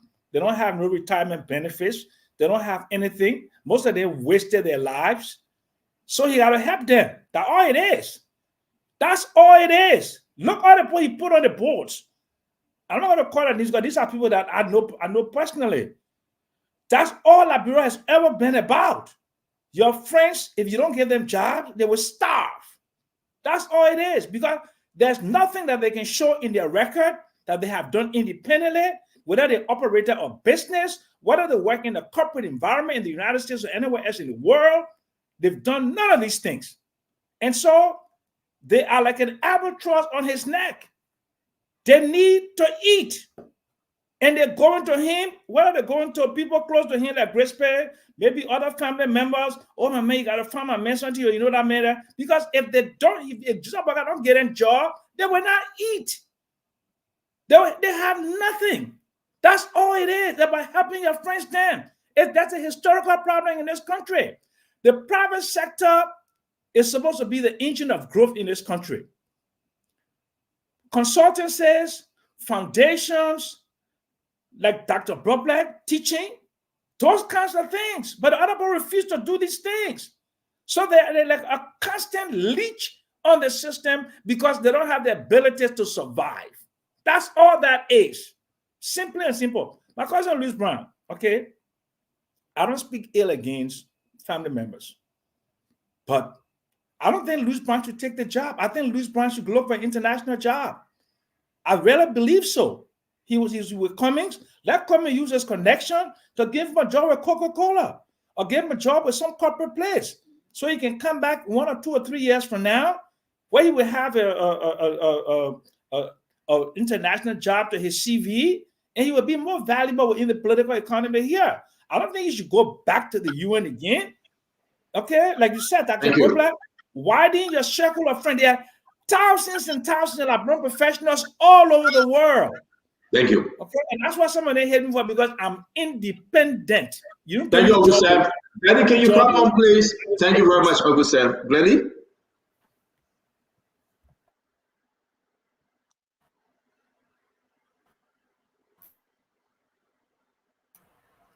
So you already know my position when it comes to Ambassador Conte. Wherever they protest, I'm going to be a part of that protest. I don't think the ambassador needs to be giving any position. I think the allegations for when he was an ambassador in Nigeria concerning that little girl needs to be addressed. I think for whatever is what he himself should want to be able to clear his name from that situation. So if they're protesting in DC, I will be there. I work in DC, so I will be there. Concerning Louis Brown, I share the same sentiments. I think there are other people who may have the prerequisite experience. Of course, Louis Brown has the experience. He's worked there before. But I think like Dr. Broblek said, they need to be able to look outside of the box and be able to incorporate other people, new ideas, new people, to be able to head, be in some of these positions.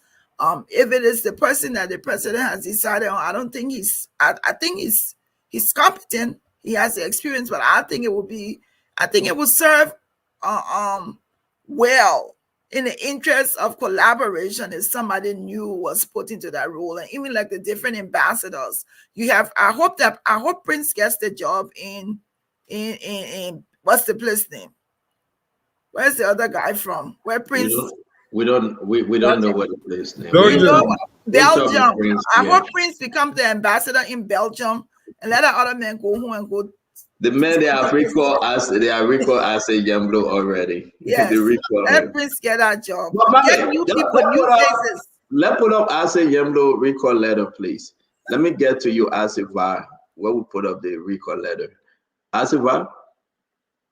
Yes. I agree with Dr. Brople on the infusion of, younger professionals in the foreign service and that.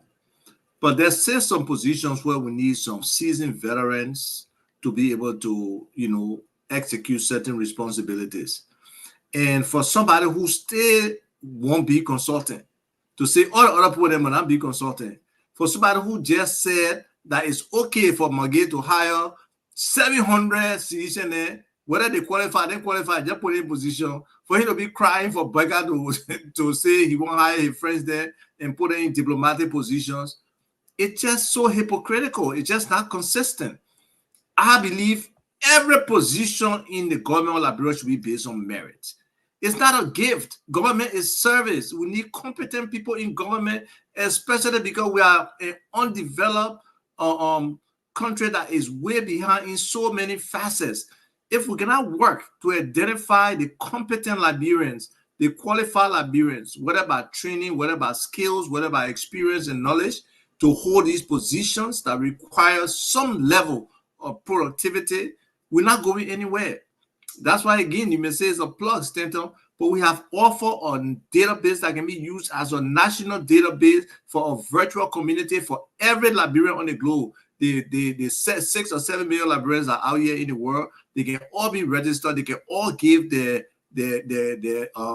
information, their qualification, their degrees, their experience, and then the government, if it chooses, can search that database if they want engineers. They can search that database if they want political analysts. They can search that base if they want translators. They can search that database if they want architects. So it's about us using technology to advance ourselves and make things easier for government, where we can try to approach meritocracy as opposed to only the limited few people that President Boyka knows. President Boyka doesn't know 5,000 professionals. Well, of course he doesn't. Not too many Liberians even know 100 or 200 professionals. So let's expand the space and be able to identify those people who are competent and can do the job. Thank you. So you agree that Louis Brown should be sent to the UN?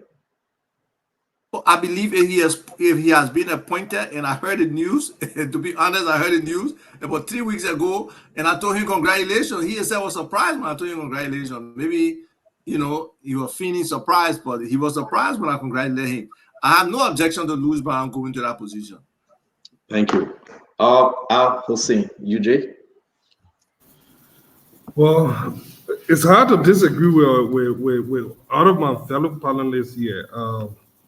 The name of the game on the ground is proximity and camaraderie. When you have those two things on your side in Liberia, you can get a lot of things done and you can get away with a lot of things. And that is what we see. We need a breath of fresh air. I do believe, but there is that tendency in Liberia for people to not want to try new things.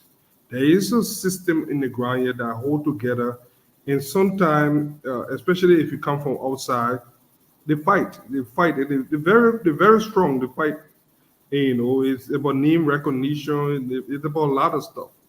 Why it is true that it is important, our system have not cultivated that meritocracy where people, it's not merit-based system. It's based on politics, it's based on tribe, it's based on region, it's based on all of these things. And that is how the system has been. It's not unique to this government or even the past administration. That is how our system has been set up for for a long time. So it breeds a lot of stuff that we can talk about later on. So I think that is a Liberian problem that we can all work to. But having said that, let's get to this Dr. Conte. It's a very sticky issue for me. I know Nat. I've known him over the years, and I've got to know it's a very delicate situation with his daughter. I don't know Dr. Conte. I've not seen him, but I've read the different cases and the allegation against him. And in my mind, even if we gave him the benefit of the doubt, he gave him chance to have his day in court, I don't know how that court going to be. I don't know how they're going to judge him. I don't know. Based on my own opinion, based on what I have read so far, based on what I know was what he do, I may be wrong. I'm not a judge. Are we going to condemn him even if he's free? Because some of the things that I read on the case, I made a personal mission to look at the case and look at what he didn't do versus what you're doing, how culpable he is to this case. I still have not found a real reason to cancel this man. I still have not found reason to cancel this man. And I know people have different opinion here, but my fear here, and I will continue to say this, is not a popular thing. When it comes to people, I'm not finished. When it comes to people, but we got to talk within the time frame for the guy. When it comes to me, you say what you want to say. So yeah, say anything. Say anything. We got to go. Let me finish. Yeah, but we got to go for the guy. Let me bring in Mommy on this one. Every day you're not finished. Yeah, Mommy will come on it. Let me finish my train of thought. Yeah, do it fast now. When it comes to this case, whatever the government want to do, whoever investigate this case, at the end of the day, nobody should find a man guilty without him having a day in court. That's what I want to say. Thank you. Yeah, Bobby, go ahead. For the guy, you funny. You and myself will sit there and tell in the back the whole night. Then you stuttering because that's not what you can say. Bobby, go ahead. I've always held this opinion. I met not today. I met him at the information ministry today. I just don't believe that he is culpable enough. Mommy, go ahead. Okay, I mean, I respect your opinion publicly. You are consulting with the information ministry? Go ahead, Mommy. You don't say I'm consulting. Oh, I'm consulting. I got plenty of sense in my head. The government needs someone that says. I didn't call the information ministry. I said 5 ministry. So if you want to say information is one, then you can go ahead. Mommy, please. Stanton, there are 2 things here about the employees that were withdrawn. And there's this conversation about old people giving way, and Uncle Sam Jackson tried to fix it with other people just poor, they don't have anything to do, they got to get a government job, and they are leash on government. So let's start with this one. The foreign service employees that they are recording, I will use, I'm not using some of my time to read the letter because I'm not dual, so I will just read a portion of the letter, then I go to my time. They say a special committee chaired by Liberia's most experienced ambassador, George Wallace, Jr., advisor to the President of Foreign Affairs, was set up to review concerns and challenges faced by recent placement of persons to the Liberia Foreign Service between the period July 2022 to February 2024. The committee consisted of other experienced ambassadors, the Internal Audit Division of the Ministry of Foreign Affairs, the Civil Service Agency, Human Resource Division, Department of Legal Affairs, at the Ministry of Foreign Affairs. The special committee concluded that the placement under review was hasty, uncoordinated, and untimely. It further concluded that the appointments made during the period were flawed and require a thorough review as to the procedure, processes, selection of persons who were posted. As a consequence thereof, the special committee recommended to the President of the Republic that he should recall persons posted during the period mentioned and those who traveled to Liberia diplomatic mission to assume position based on the flawed process of appointment. This record will allow for a more coordinated and vigorous vetting based on need, as well as review of credentials in line with the provisions in the Foreign Service Manual of the Republic of Liberia, 3rd edition, revised April 2015, and the Foreign Service Relation Law. The recall and review will also allow the possible reappointment into the Foreign Service depending on the needs of the government and suitability of context in line with the new Foreign Service strategy that is under development. Going down further, you are therefore requested to inform the ministry within a 2 weeks period as to the date of this communication, of the date you would like to travel back, in order that ticket can be sent. Should the ministry not hear from you in the end of this period, this will suggest that you do not intend to return to Monrovia and thereby absolve the ministry of any obligations to you, period. There was an investigation. It was conducted. Committees were concluded. Committees were constituted. This is our point. During the campaign, at the end of the election, during the transition period, we were here shouting and saying Foreign Service staffs were deployed outside the process. We were saying it was not timely. We were arguing, we were calling it slow way. Some of them are our friends. Some of them are our family member. When I say family member, I'm not just talking the Liberia family member. I'm talking about blood family member was on that list.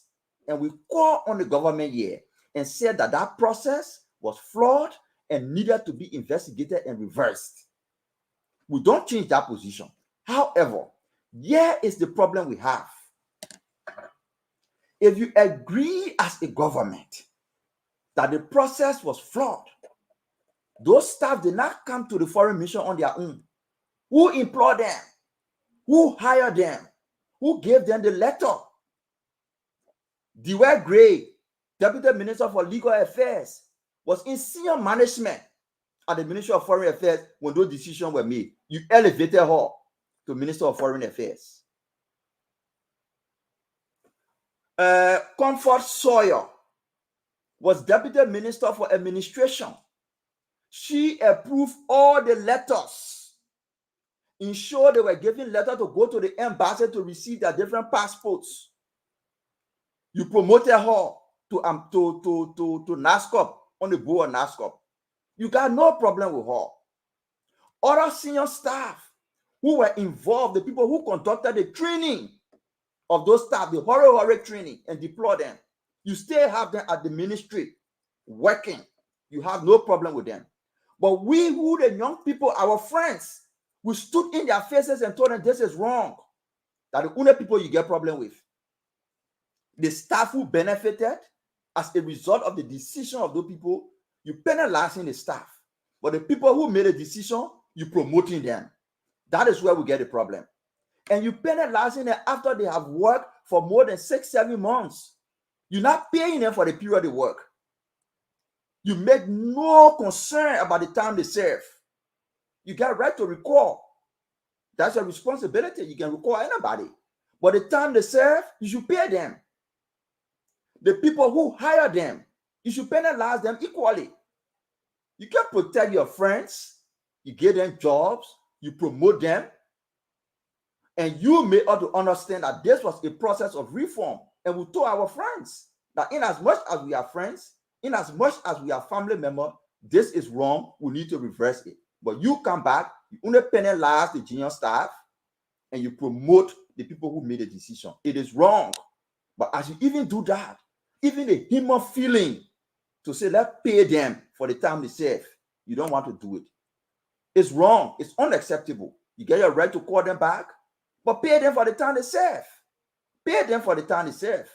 The people who hire them, there's a need to penalize them as well. It cannot just be the junior staff all the time. The same thing at the central bank.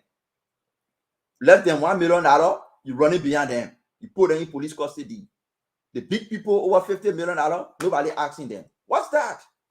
So you pour oil against our friends for no reason.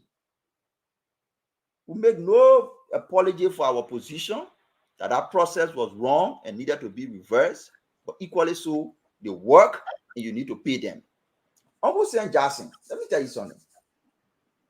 Your time is up, okay, Mama. No problem. I will close with it. We'll do that with the closing. Your time is up. Let me close on this one. Then we'll talk about Gafwan appointment. We'll close when we're doing our closing because the show is over, folks. We want to say thank you for joining us on a beautiful, beautiful Tuesday. Today is Tuesday, right? The 20th of August. So yeah, it's Bible study time. But I want to say to all of you again, I pray for you. I pray for you that talk to me privately on issue. Then when you come on the show, you change your position. I pray for you. I pray that God can work some magic in you. That yes, in the name of the Father, the Son, and the Holy Spirit, amen. That you'll be able to look in the camera and speak to the Liberian people without fear or favor. I'm talking to you that looking at me, and I pray for you. I told to my brother that right there that looking at me. They got 4 men on the show, and I say, my brother, so who the cap fit, let them wear it. I pray for you that try to accuse me falsely because a friend told me that turn on my guilt. I speak truth to power, not to an individual. I have no bias. You're not closing again. I see I put my face there too. Yeah, I pray for you too, my man. And you know, like go in the corner and thought that you kind of leave me hanging. I pray for you. But let me say this, folks. I don't think we are serious for change. It's troubling. The foreign committee approved these things and say, yes, we respect those the president nominated, we give them job. They went on a confirmation, they were great, Sawyer, all of them. They elevated them, they praised them. But other folks, like Mami was saying, that they illegally put on the paper, Glendy. They said it, I'm not the one saying it. They sent them abroad and said, bring them back. We're not paying them. But those people, the foreign, they don't ask them, but he will revert because as a Spain, he said, I revert. He didn't ask them. They elevated them and they punished the other people. It's wrong. That's not the change we asked for. It's totally wrong. We should be ashamed of ourselves. Those people that created the whole mess, President Bwaka keeping them because of friendship and relationship. Like what Fadiga said. Fadiga said that's the system we find ourselves in Liberia. Bring your good old boys, bring them around. They wasn't in the poo-poo water. They wasn't celebrating. Forget about the young men and the young women that went to school 8 years, 10 years in Cottonton University, University of Liberia, and whichever university. They are still begging for a job. But you went back, some of your good old boys, they are too sick. They can't even stand. Some of them wearing put up and diapers, but you're giving them the job. Can you imagine? When will you elevate the youth? When will you elevate the young men and women? When will you look and say it's time for the next generation, like Biden said, I was too young to serve, but now I'm too old to continue. If you watch the debate yesterday, when will they ever sit back and say, I'm too old? I will advise, come and consult me for wisdom, but let the young people continue on the job. Recycling, and I appreciate you, Uncle Sam. You say you can serve from the back, you can advise, you can consult. I do.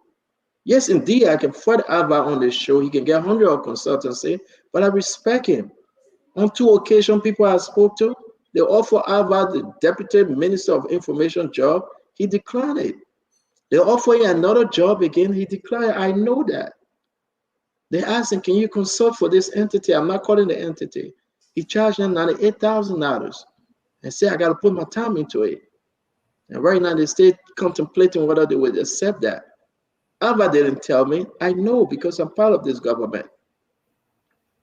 But let me say this. Why should we go back and do rewinding? Why? Why should we bring back the old folks? I don't think we mean business. I really don't think we're serious for the change. I can sit here and call all those names. The Louis Brown. Louis Brown served in that capacity before. I have nothing against Louis Brown. I seriously don't. But I think we can take a young, vibrant Liberian that will serve in that position.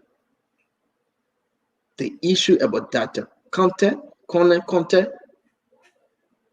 I will say this. He shouldn't try to come to DC because these people are championing against him. And that will be a detrimental mistake by this president to even try, under the advice of the Great Spirit and the rest of them, to say, let's push him somewhere. You can push him in Africa. You can push it in Europe. You can push it in Asia. You can push it somewhere else. Push him to the moon. But if you push it in America, we will go against him. I'm not saying somebody please mute. I think Glenny is from you, right? Glenny, can you mute? Oh, that Mambe, you will get yourself in trouble. And my thing is that let's just understand this.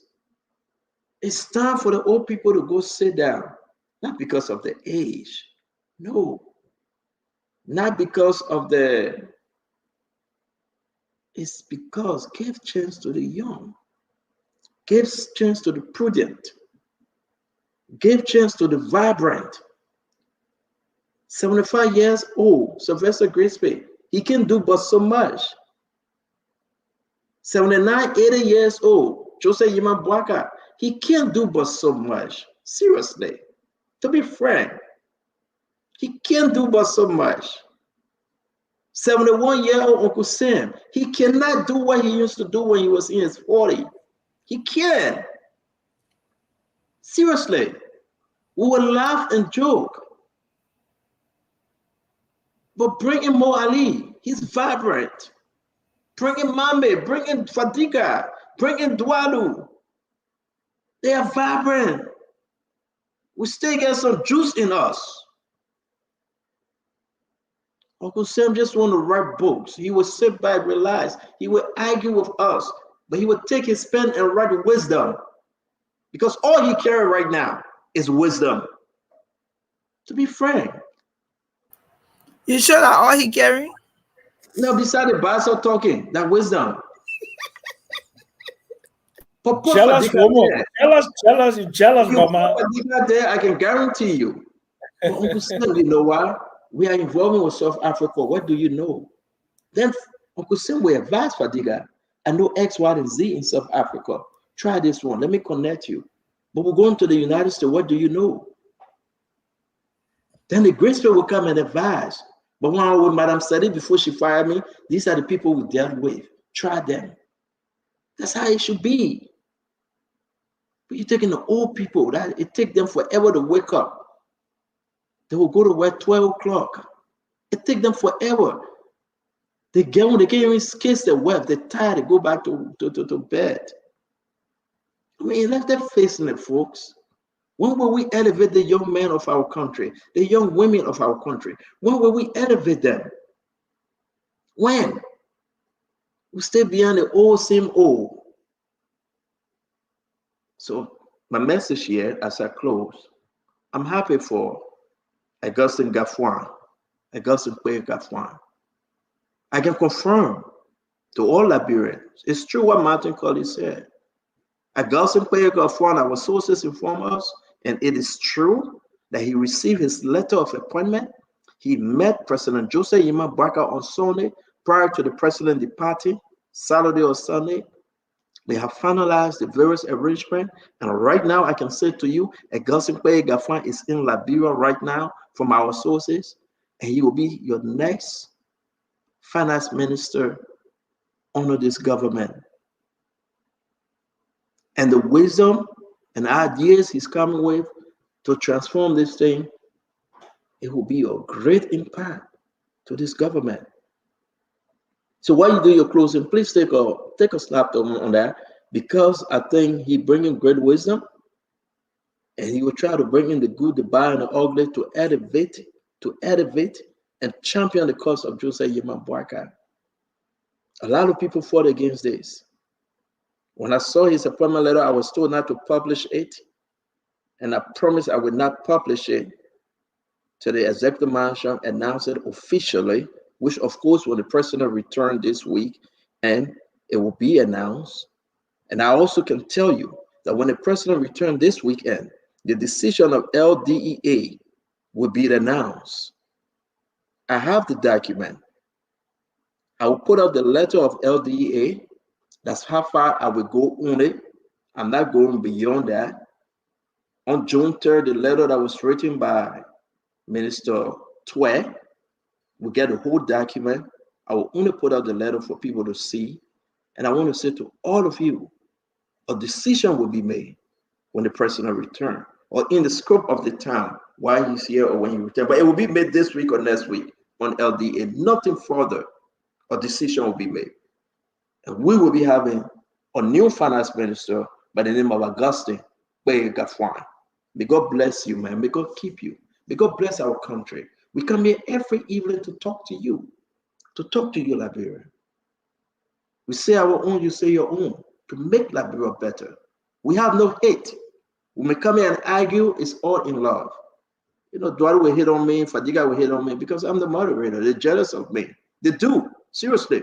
As if they're all jealous of me. If I leave this show right now, trust me, they will tremble, you know. But they're jealous of me. One of the persons I just cannot accept is Glennie. She's just not too happy when I'm on.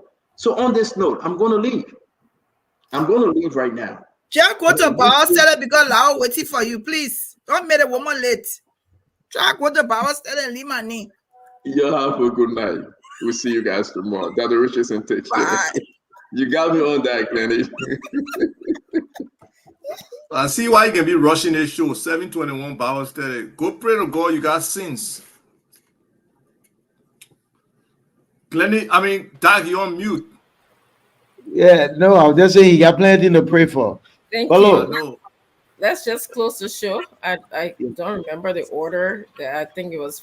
Pick your order, Doug. You the moderator. Oh, Fadiga, you next, and then Mr. Jackson. Well, a lot of things were said today. We talk about McGill. We talk about a different issue. Look, Liberia, we have a long way to go. Let me start with the last topic on this thing. I pray that the ambassador designate, Dr. Conte. 1 minute, 30 seconds, so can go home, yeah? Yeah, whatever way he can vindicate himself, clear his name. That is not something anybody want around that name. Whatever that case would be, I hope that both parties find closure. For McGill, there's multiple allegations there against Senator McGill. I hope he also go there tomorrow. Try not to politicize this thing because there will be more allegations. He was the de facto emperor of Liberia, or de facto, what they call the thing, prime minister. He knows a lot. So his name will be coming up in multiple other reports. So this is just the beginning. And for those that are appointed, we need a system overhaul. That's all I can say.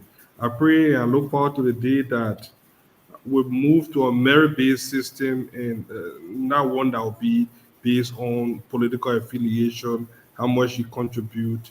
It will be strictly based on merit. That can do a long way with getting rid of sycophancy and all those different things that we have to deal with here. Uncle Sam, thank you. Uncle Sam. Okay, listen. Talking away, Fadiga sounding like diplomat, but anyway, you're going, yeah. My Liberian people, I want to talk to y'all. They always attacking me. They say I've been in government forever and ever. That lie. Not only a lie, it's a diabolical lie. I only worked in 10 months for Samuel Doe. From April of 1980 to February. Philip Plower. When they were fighting all their war, doing all the nyama, I was not in Liberia. In 2002, I was in South Africa. Charles Taylor asked me to help him with sanctions, and I came. From 1981 to 2002, I'm not in government. Since Charles Taylor left in 2001, February or August 11, I have not worked for any government. Yes, I consult. I'm a knowledge expert. But I've been doing my business. You know, they always teach me, say, I use my total station and spend the money. I had a bakery.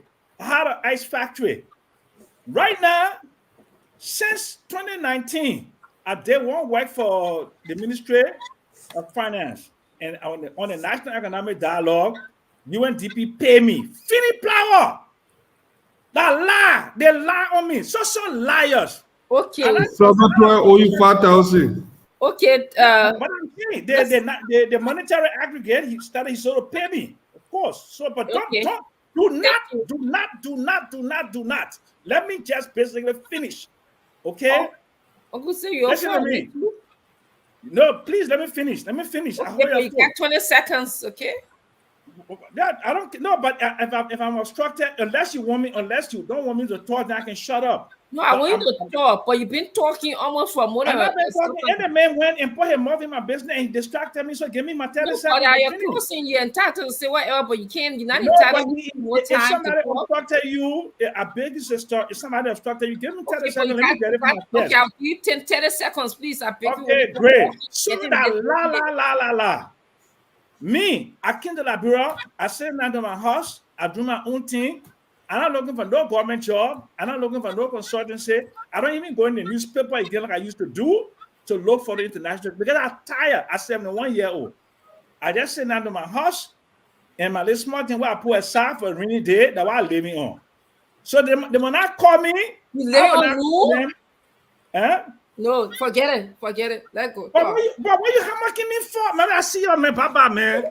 Papa, man, Uncle say stay, man. Stay. Let's finish the show. Something for the point to hear is because the lie that y'all can be telling, so the boy can know that lie.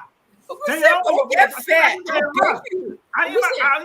You standing outside? Why you yelling? Are you outside? My man built a house. I just took the floor that the house I live in. Okay, stay. Liberia. I expect all of us to stay so everybody can. So I finish with y'all that the lie that they've been talking, that's also lie. Okay, let's go to Mr. Dr. Popular, please. Thank you. Don't leave Uncle Sam. We gotta be here for all of the clothes together. So Doc, I pray that I know a lot of the policy makers and the decision makers, the movers and shakers in our country. A lot of them white spoon, and a lot of them do not. But I just want to offer an advice to our president. I said it earlier. I want to amplify it in closing. Draw your circle wider. It will be good for the future of our country. When you reappoint people, you ask yourself, the last time they were there, what did they do that so changed the landscape and the lives of many? If you can't answer that question succinctly and sufficiently, move to somebody else. You know the good thing about driving? You never know people can drive until they drive. So all they think about, the person is an experienced driver, well, the other person sitting next to you in that seat could be a driver. But you will never know until they drive. So draw the circle wider, bring in more Liberian professionals that may have never served in government before, but they could do dynamic work and move this nation forward. It is so tiring to just hear the same names over and over again. We can find nothing novel that was done in the last season, but yet we come with expectation from the same people in the next season. Doesn't make sense to me. Draw the circle wider. Thank you, Dr. Brubler. Who came in next? Isaac or Glendy? Let me go. Okay, Glendy, go ahead. So great show. It's been good being here. We'll continue to follow the different stories, different news. We'll listen tomorrow to see what happens after the questioning of Senator McGay. We think it's a good thing for the government to audit people, other different establishments that they find a reason to audit them because of possible corruption. or illegal activities. That's nothing wrong with that. So we'll follow that. We'll also follow the issue with the different foreign people in the foreign service that have been recalled. It is only right that if you're going to recall them, you have to pay them. They were working, they were employees of the government of Liberia. You can't say, oh, they were hired illegally, or they were hired at almost at the end of President Weah's term, former President Weah's term. They were legal employees of the government. You can't just redundant the people and not pay them. They have to be paid. So that's something that I think we need to be able to speak truth to power on. Ambassador Conte will be watching, will listen out. If there's a group out there for protest, please reach out to me, because I want to be a part of it. Sincerely, I want to be there for every minute. We're not saying he's guilty. We're saying what happened under his watch should not have happened, and we want to know, what did he do as the ambassador in Nigeria? That is my concern. So thank you for the show, and it's been good being on today. Yes. So we'll now go to Isaac, and then Ava, and then Amula, and then I'll close the show. Isaac 5.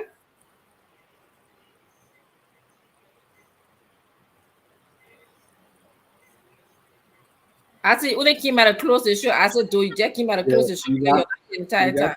We get two Isaac here. You're going to specify that. Yeah, I will, but you just came out to close the show. I said, if I took part of you pushing me to change that Isaac name. Actually, you don't call me Isaac. You go to my Basel pronunciation, Isaac. You don't call me Isaac, please. Okay. My man, you're not Basel, man.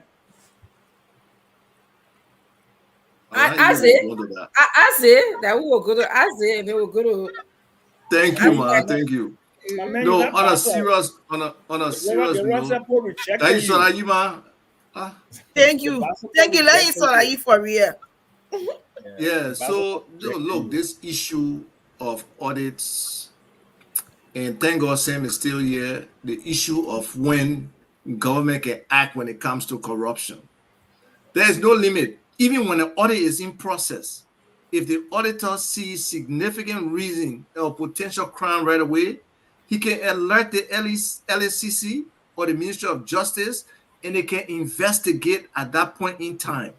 If a whistleblower, even somebody working at the audit, and say, oh, XYZ, go to LSCC. LSCC can investigate.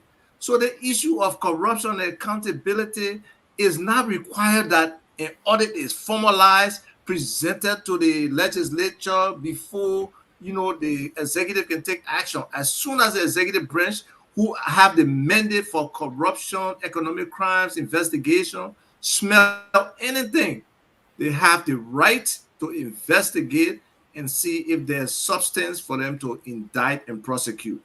So this issue of McGill being called in, okay, what are they asking McGill for? Come and help us. You can be a criminal and you can help the people, or you can be innocent and help the people. So they're asking him to bring in lawyers if necessary, because it's a formal call to respond to issues. And at the same time, bring your documents to exonerate yourself if necessary. Okay, you know what you signed, you know what went through. The reality of the situation is, and I believe Alexandra Zoe and Damariba said lady, okay, but I'm not biased. I don't know her really. I think I met her one time. But I believe they have done a thorough work already, built on what that audit showed, to be able to reach out to those individuals who are listed and ask them, what did you receive?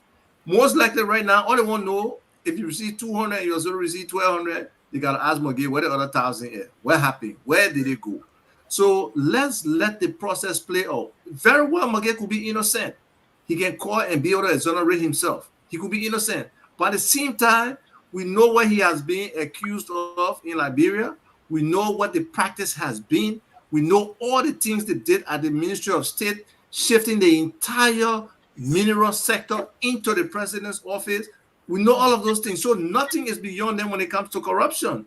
So the reality is, let him go there and listen to the people and do what he needs to do, exonerate himself, or not plead the fifth and incriminate himself. Okay. Thank you, Isaac. So again, no. Let me finish now. We sorry. do need an infusion of youth. Hey, I said what? 2 minutes? Now 30 seconds. One minute, 30 We seconds. do need an infusion of youth in government. We need professional experience youth. Okay, thank It's you, just Isaac. sad that many of the youth, like I as see they what do the during the innocent mad at CDC me because you administration, stop pleading a lawyer. during the CDC administration, they spoil the way for youth with the level of incompetence they No. demonstrated. So we need to change that. Let professional youth step up and want to work in government. We want our best to work in government because we are behind. Thank you, my time finished. I will say something small. Isaac though. Let me just call it Siri way. Yeah, that's I the said problem. that 1 minute, 30 seconds, we won't go home. That's what Isaac, right. don't go ahead and talk. Isaac, So- don't go ahead. So, during the first SONA address to the nation,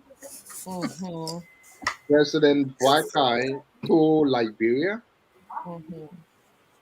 that 10,000 young people will be benefiting from computer skills training. Young people were excited. People came on this platform and showered that with praises, which it deserved. Today, we managed to know that the 10,000 youth gaining computer skills was for 10 days. 10 days. That's all. In a country like ours, where these skills are most needed, amongst us, where we come on this platform and talk about education, which of course is the right thing to do, providing computer skills to 10,000 youth for 10 days each is a mockery of the young people. It is an act in bad faith.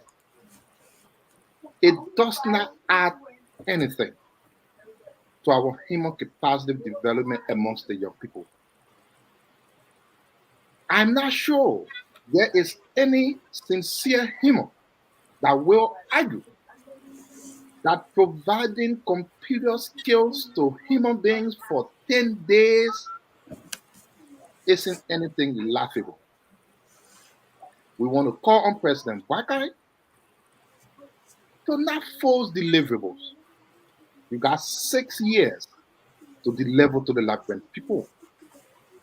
You promised them.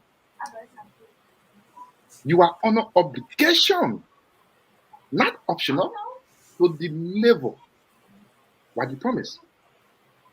We want to call on the administration to kindly not make mockery out of our educational system.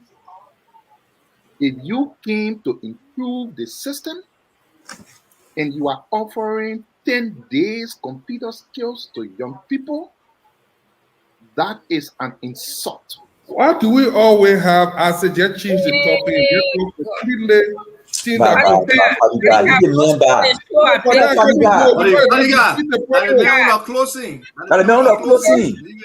Man, Fadiga, you gotta go. No, but let me go. If you want to. The Fadigas are full of grumble. I said, don't be talk, yeah. Talk. So that is an insult to our countries. 10 more seconds, though. Right. That is an insult to our country's forward march. It should not be happening.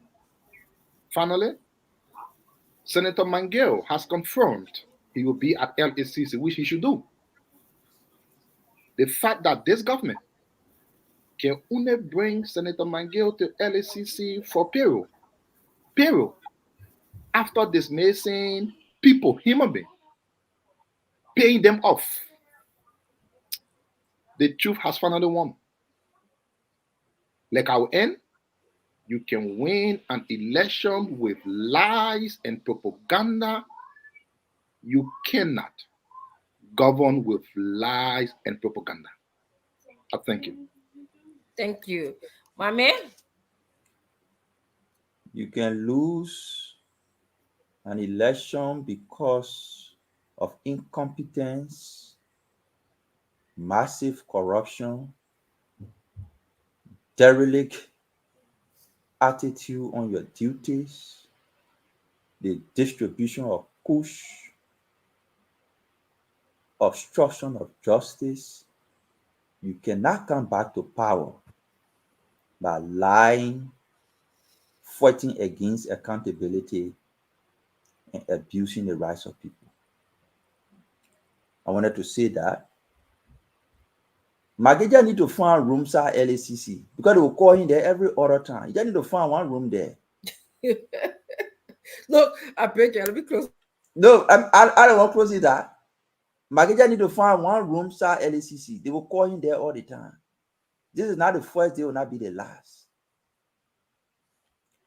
Ministry of Foreign Affairs, we make no apology for our position in the past that the process was flawed, the recruitment was not appropriate, it was not timely, there was no need for the influx of the number of people. Some of them, most of them qualified, competent, they are our friends who know them, who went to school with them, who work with them. Some of them are our blood family members. We raised the issue. You release a report and confirm the issue. You don't have human feeling in you.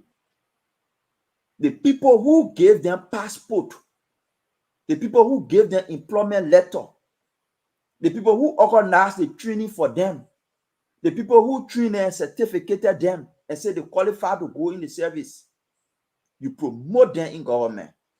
You maintain them in government. But the ordinary staff, you record them, which is your right to do. But you refusing to pay them for the time they serve, it's not human. It's not associated with any rescue mission. They work, you pay them. You record them, it's your right to do. Old people, young people in government, people living on government, like St. Jackson say, leashing on government. There are two ways we have established that people leash on government. And we display all two here today. Those are the ways we need to pay keen attention to. One way is for those people to take employment in government from one ministry to another, from one government to another. That's what other people doing. Another way people leash on government is to stay out of government, criticize, and get consultancy on government. That's one way people being leashing on government. They will stay out of government, use the opposition as a storming block, hit the government hard until they can get their attention, give them consultancy, they remain quiet for that period of time. They don't want to be responsible for anything. When that other government leave, say, no, I'm not working with you, I'm only consulting with you. Then the new government come. Then they join the opposition for a few weeks. They blast you. You bring them on board on consultancy. When you leave, they go back, oh, I don't work with that government. I only consulted with that government. Then the new government come. That is another way people being leashing on government.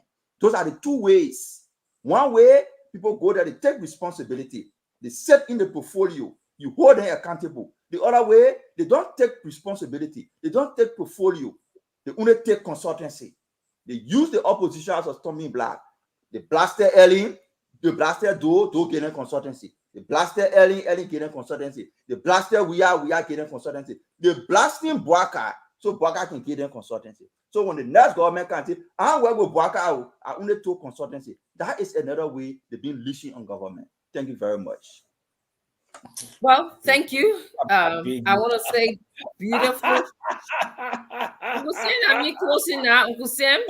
I laugh you. I laugh it. People meet yourself, your apartment, laugh. I pick you. Yeah, beautiful show. You know, I appreciate the diversity in our thoughts. You know, this is what I envision that this program, people, we can come here and disagree or agree, or we can agree to disagree. But at the end of the day, you know, there's a sense of friendliness towards us. But the most important thing I want to say here is, Liberian people, I hope you are listening keenly. I hope you are seeing things and listening, because this is why we come and talk. You see that every action so far that the government has taken it is more burdensome on the small shots, the people who are called small shots in the country, versus the big shots. When they talk about supplemental payment, some people will say, "Oh, that was supplemental payment." As if to say, they just say you might hire people. That's what supplemental payment means. That you are working somewhere, okay, and they just give you this small paycheck on the side.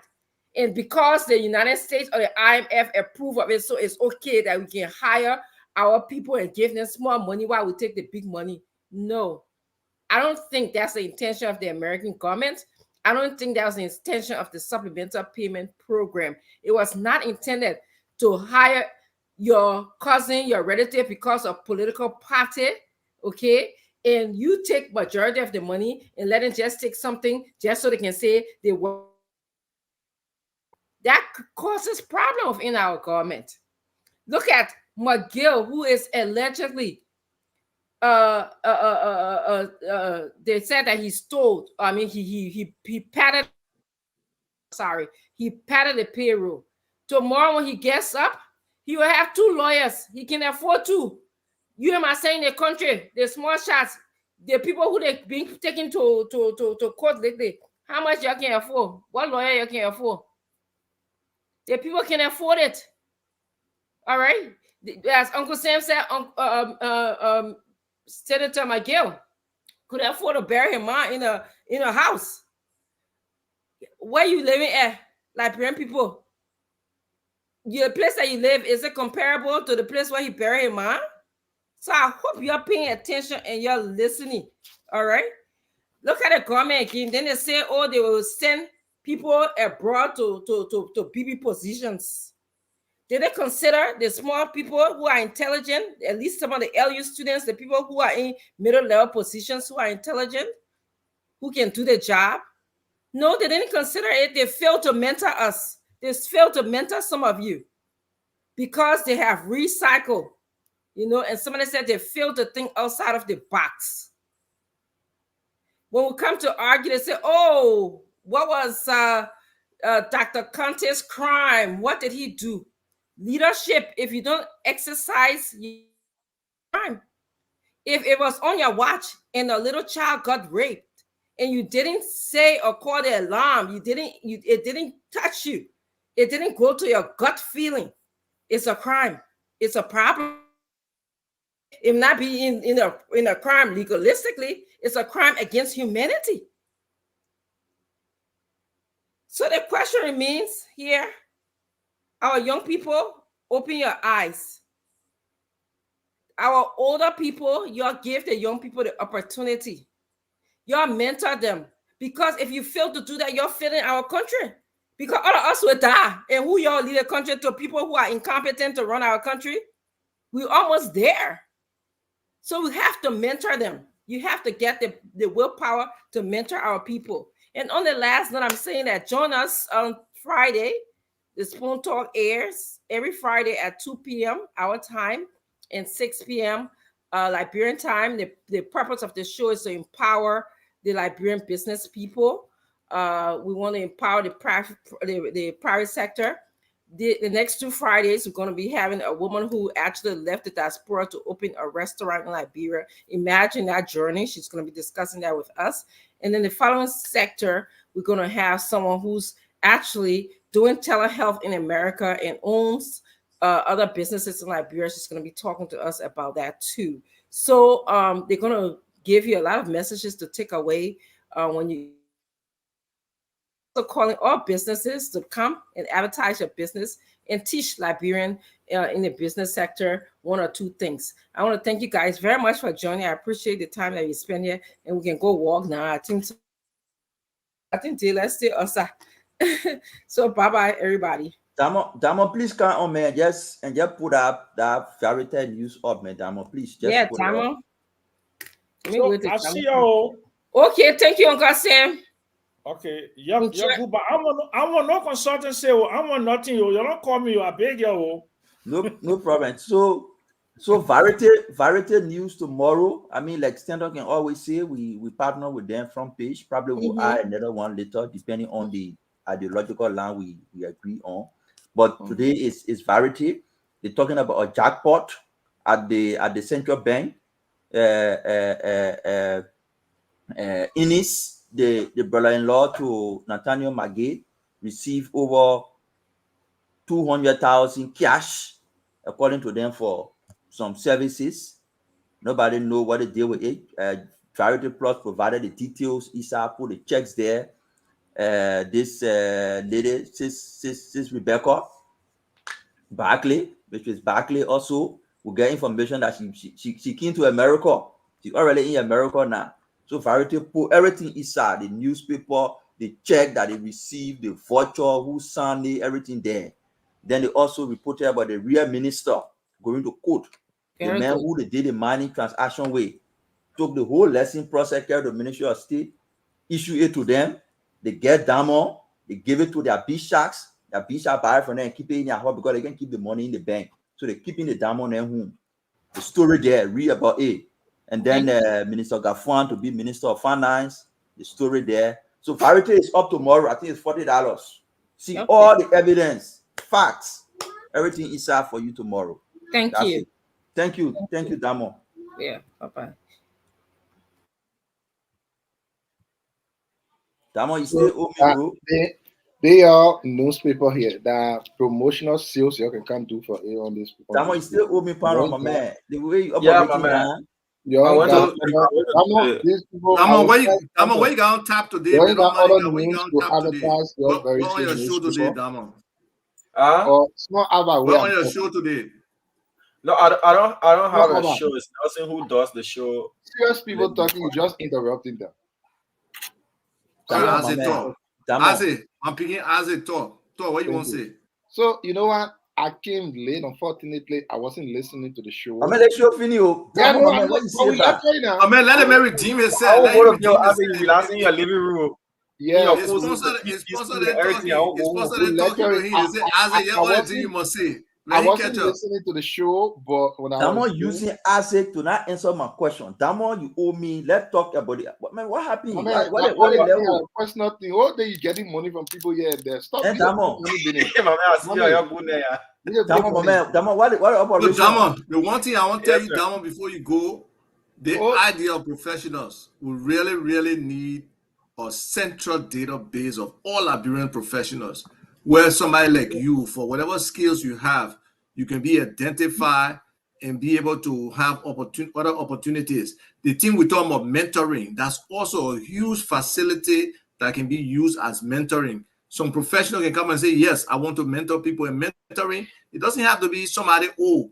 It's somebody experienced, somebody knowledgeable. They can mentor an older person, they can mentor a younger person. I've had both. I have young people mentor me and be my coach. I've had older people mentor me. So it will be an open professional environment that Liberians can really relate to. And I hope somebody in government can pick this up and start to understand the need for this kind of system that's free to government. We won't give it free. Yes, at the end of the day, there will be other opportunities, but it happens. One of my mentors when I came to America, he and John Malu, they used to be on me back to back. Two of them used to be fighting over me. One said, go to the PhD. The other one said, no, go to the job. At the end of the day, we settle down on something. So it's good to really have mentor. It's really good. Seriously, and you know, to a lot of Liberians out there, especially the professional ones, don't always think these young people want to beg you. Some of them want to just build relationships. Some of them just want to know you. So yes, we do have a begging culture, but not all the young people after you for money or want to beg you. So let's be more tolerant and receptive. You can't even respond. Then you say what? Huh? So when they try a message, you can't even respond. Then you say what? Damon, are you crazy, Isaac? You know how many people respond to daily? A journalist with spoon, or he maybe that citizen people who want me come back. Isaac, you have chat rooms with Mr. Witherspoon. You got Madam Titi number. No, because so that was that Unity Party man. I don't. You can ask the Google the chief administrator of the Spoon Network. The man actually, what did a Unity Party be? What kind of journalist is that? I'm a first time to see journalists holding in political argument for Unity Party. Come on. You know, that boy. I see y'all, gentlemen. You regret. You regret? I see y'all. Yeah. All right, folks. Pleasant night to you. Thank you so much for watching. Spoon Talk comes your way tomorrow again. Up next is the Late Night Politics with Nelson Collet. My name is Diamond Slanger. I produce tonight. And let me say farewell to you and keep listening and watching the Spoon Network whenever we go live to keep you informed always. Bye-bye. Pleasant night to you.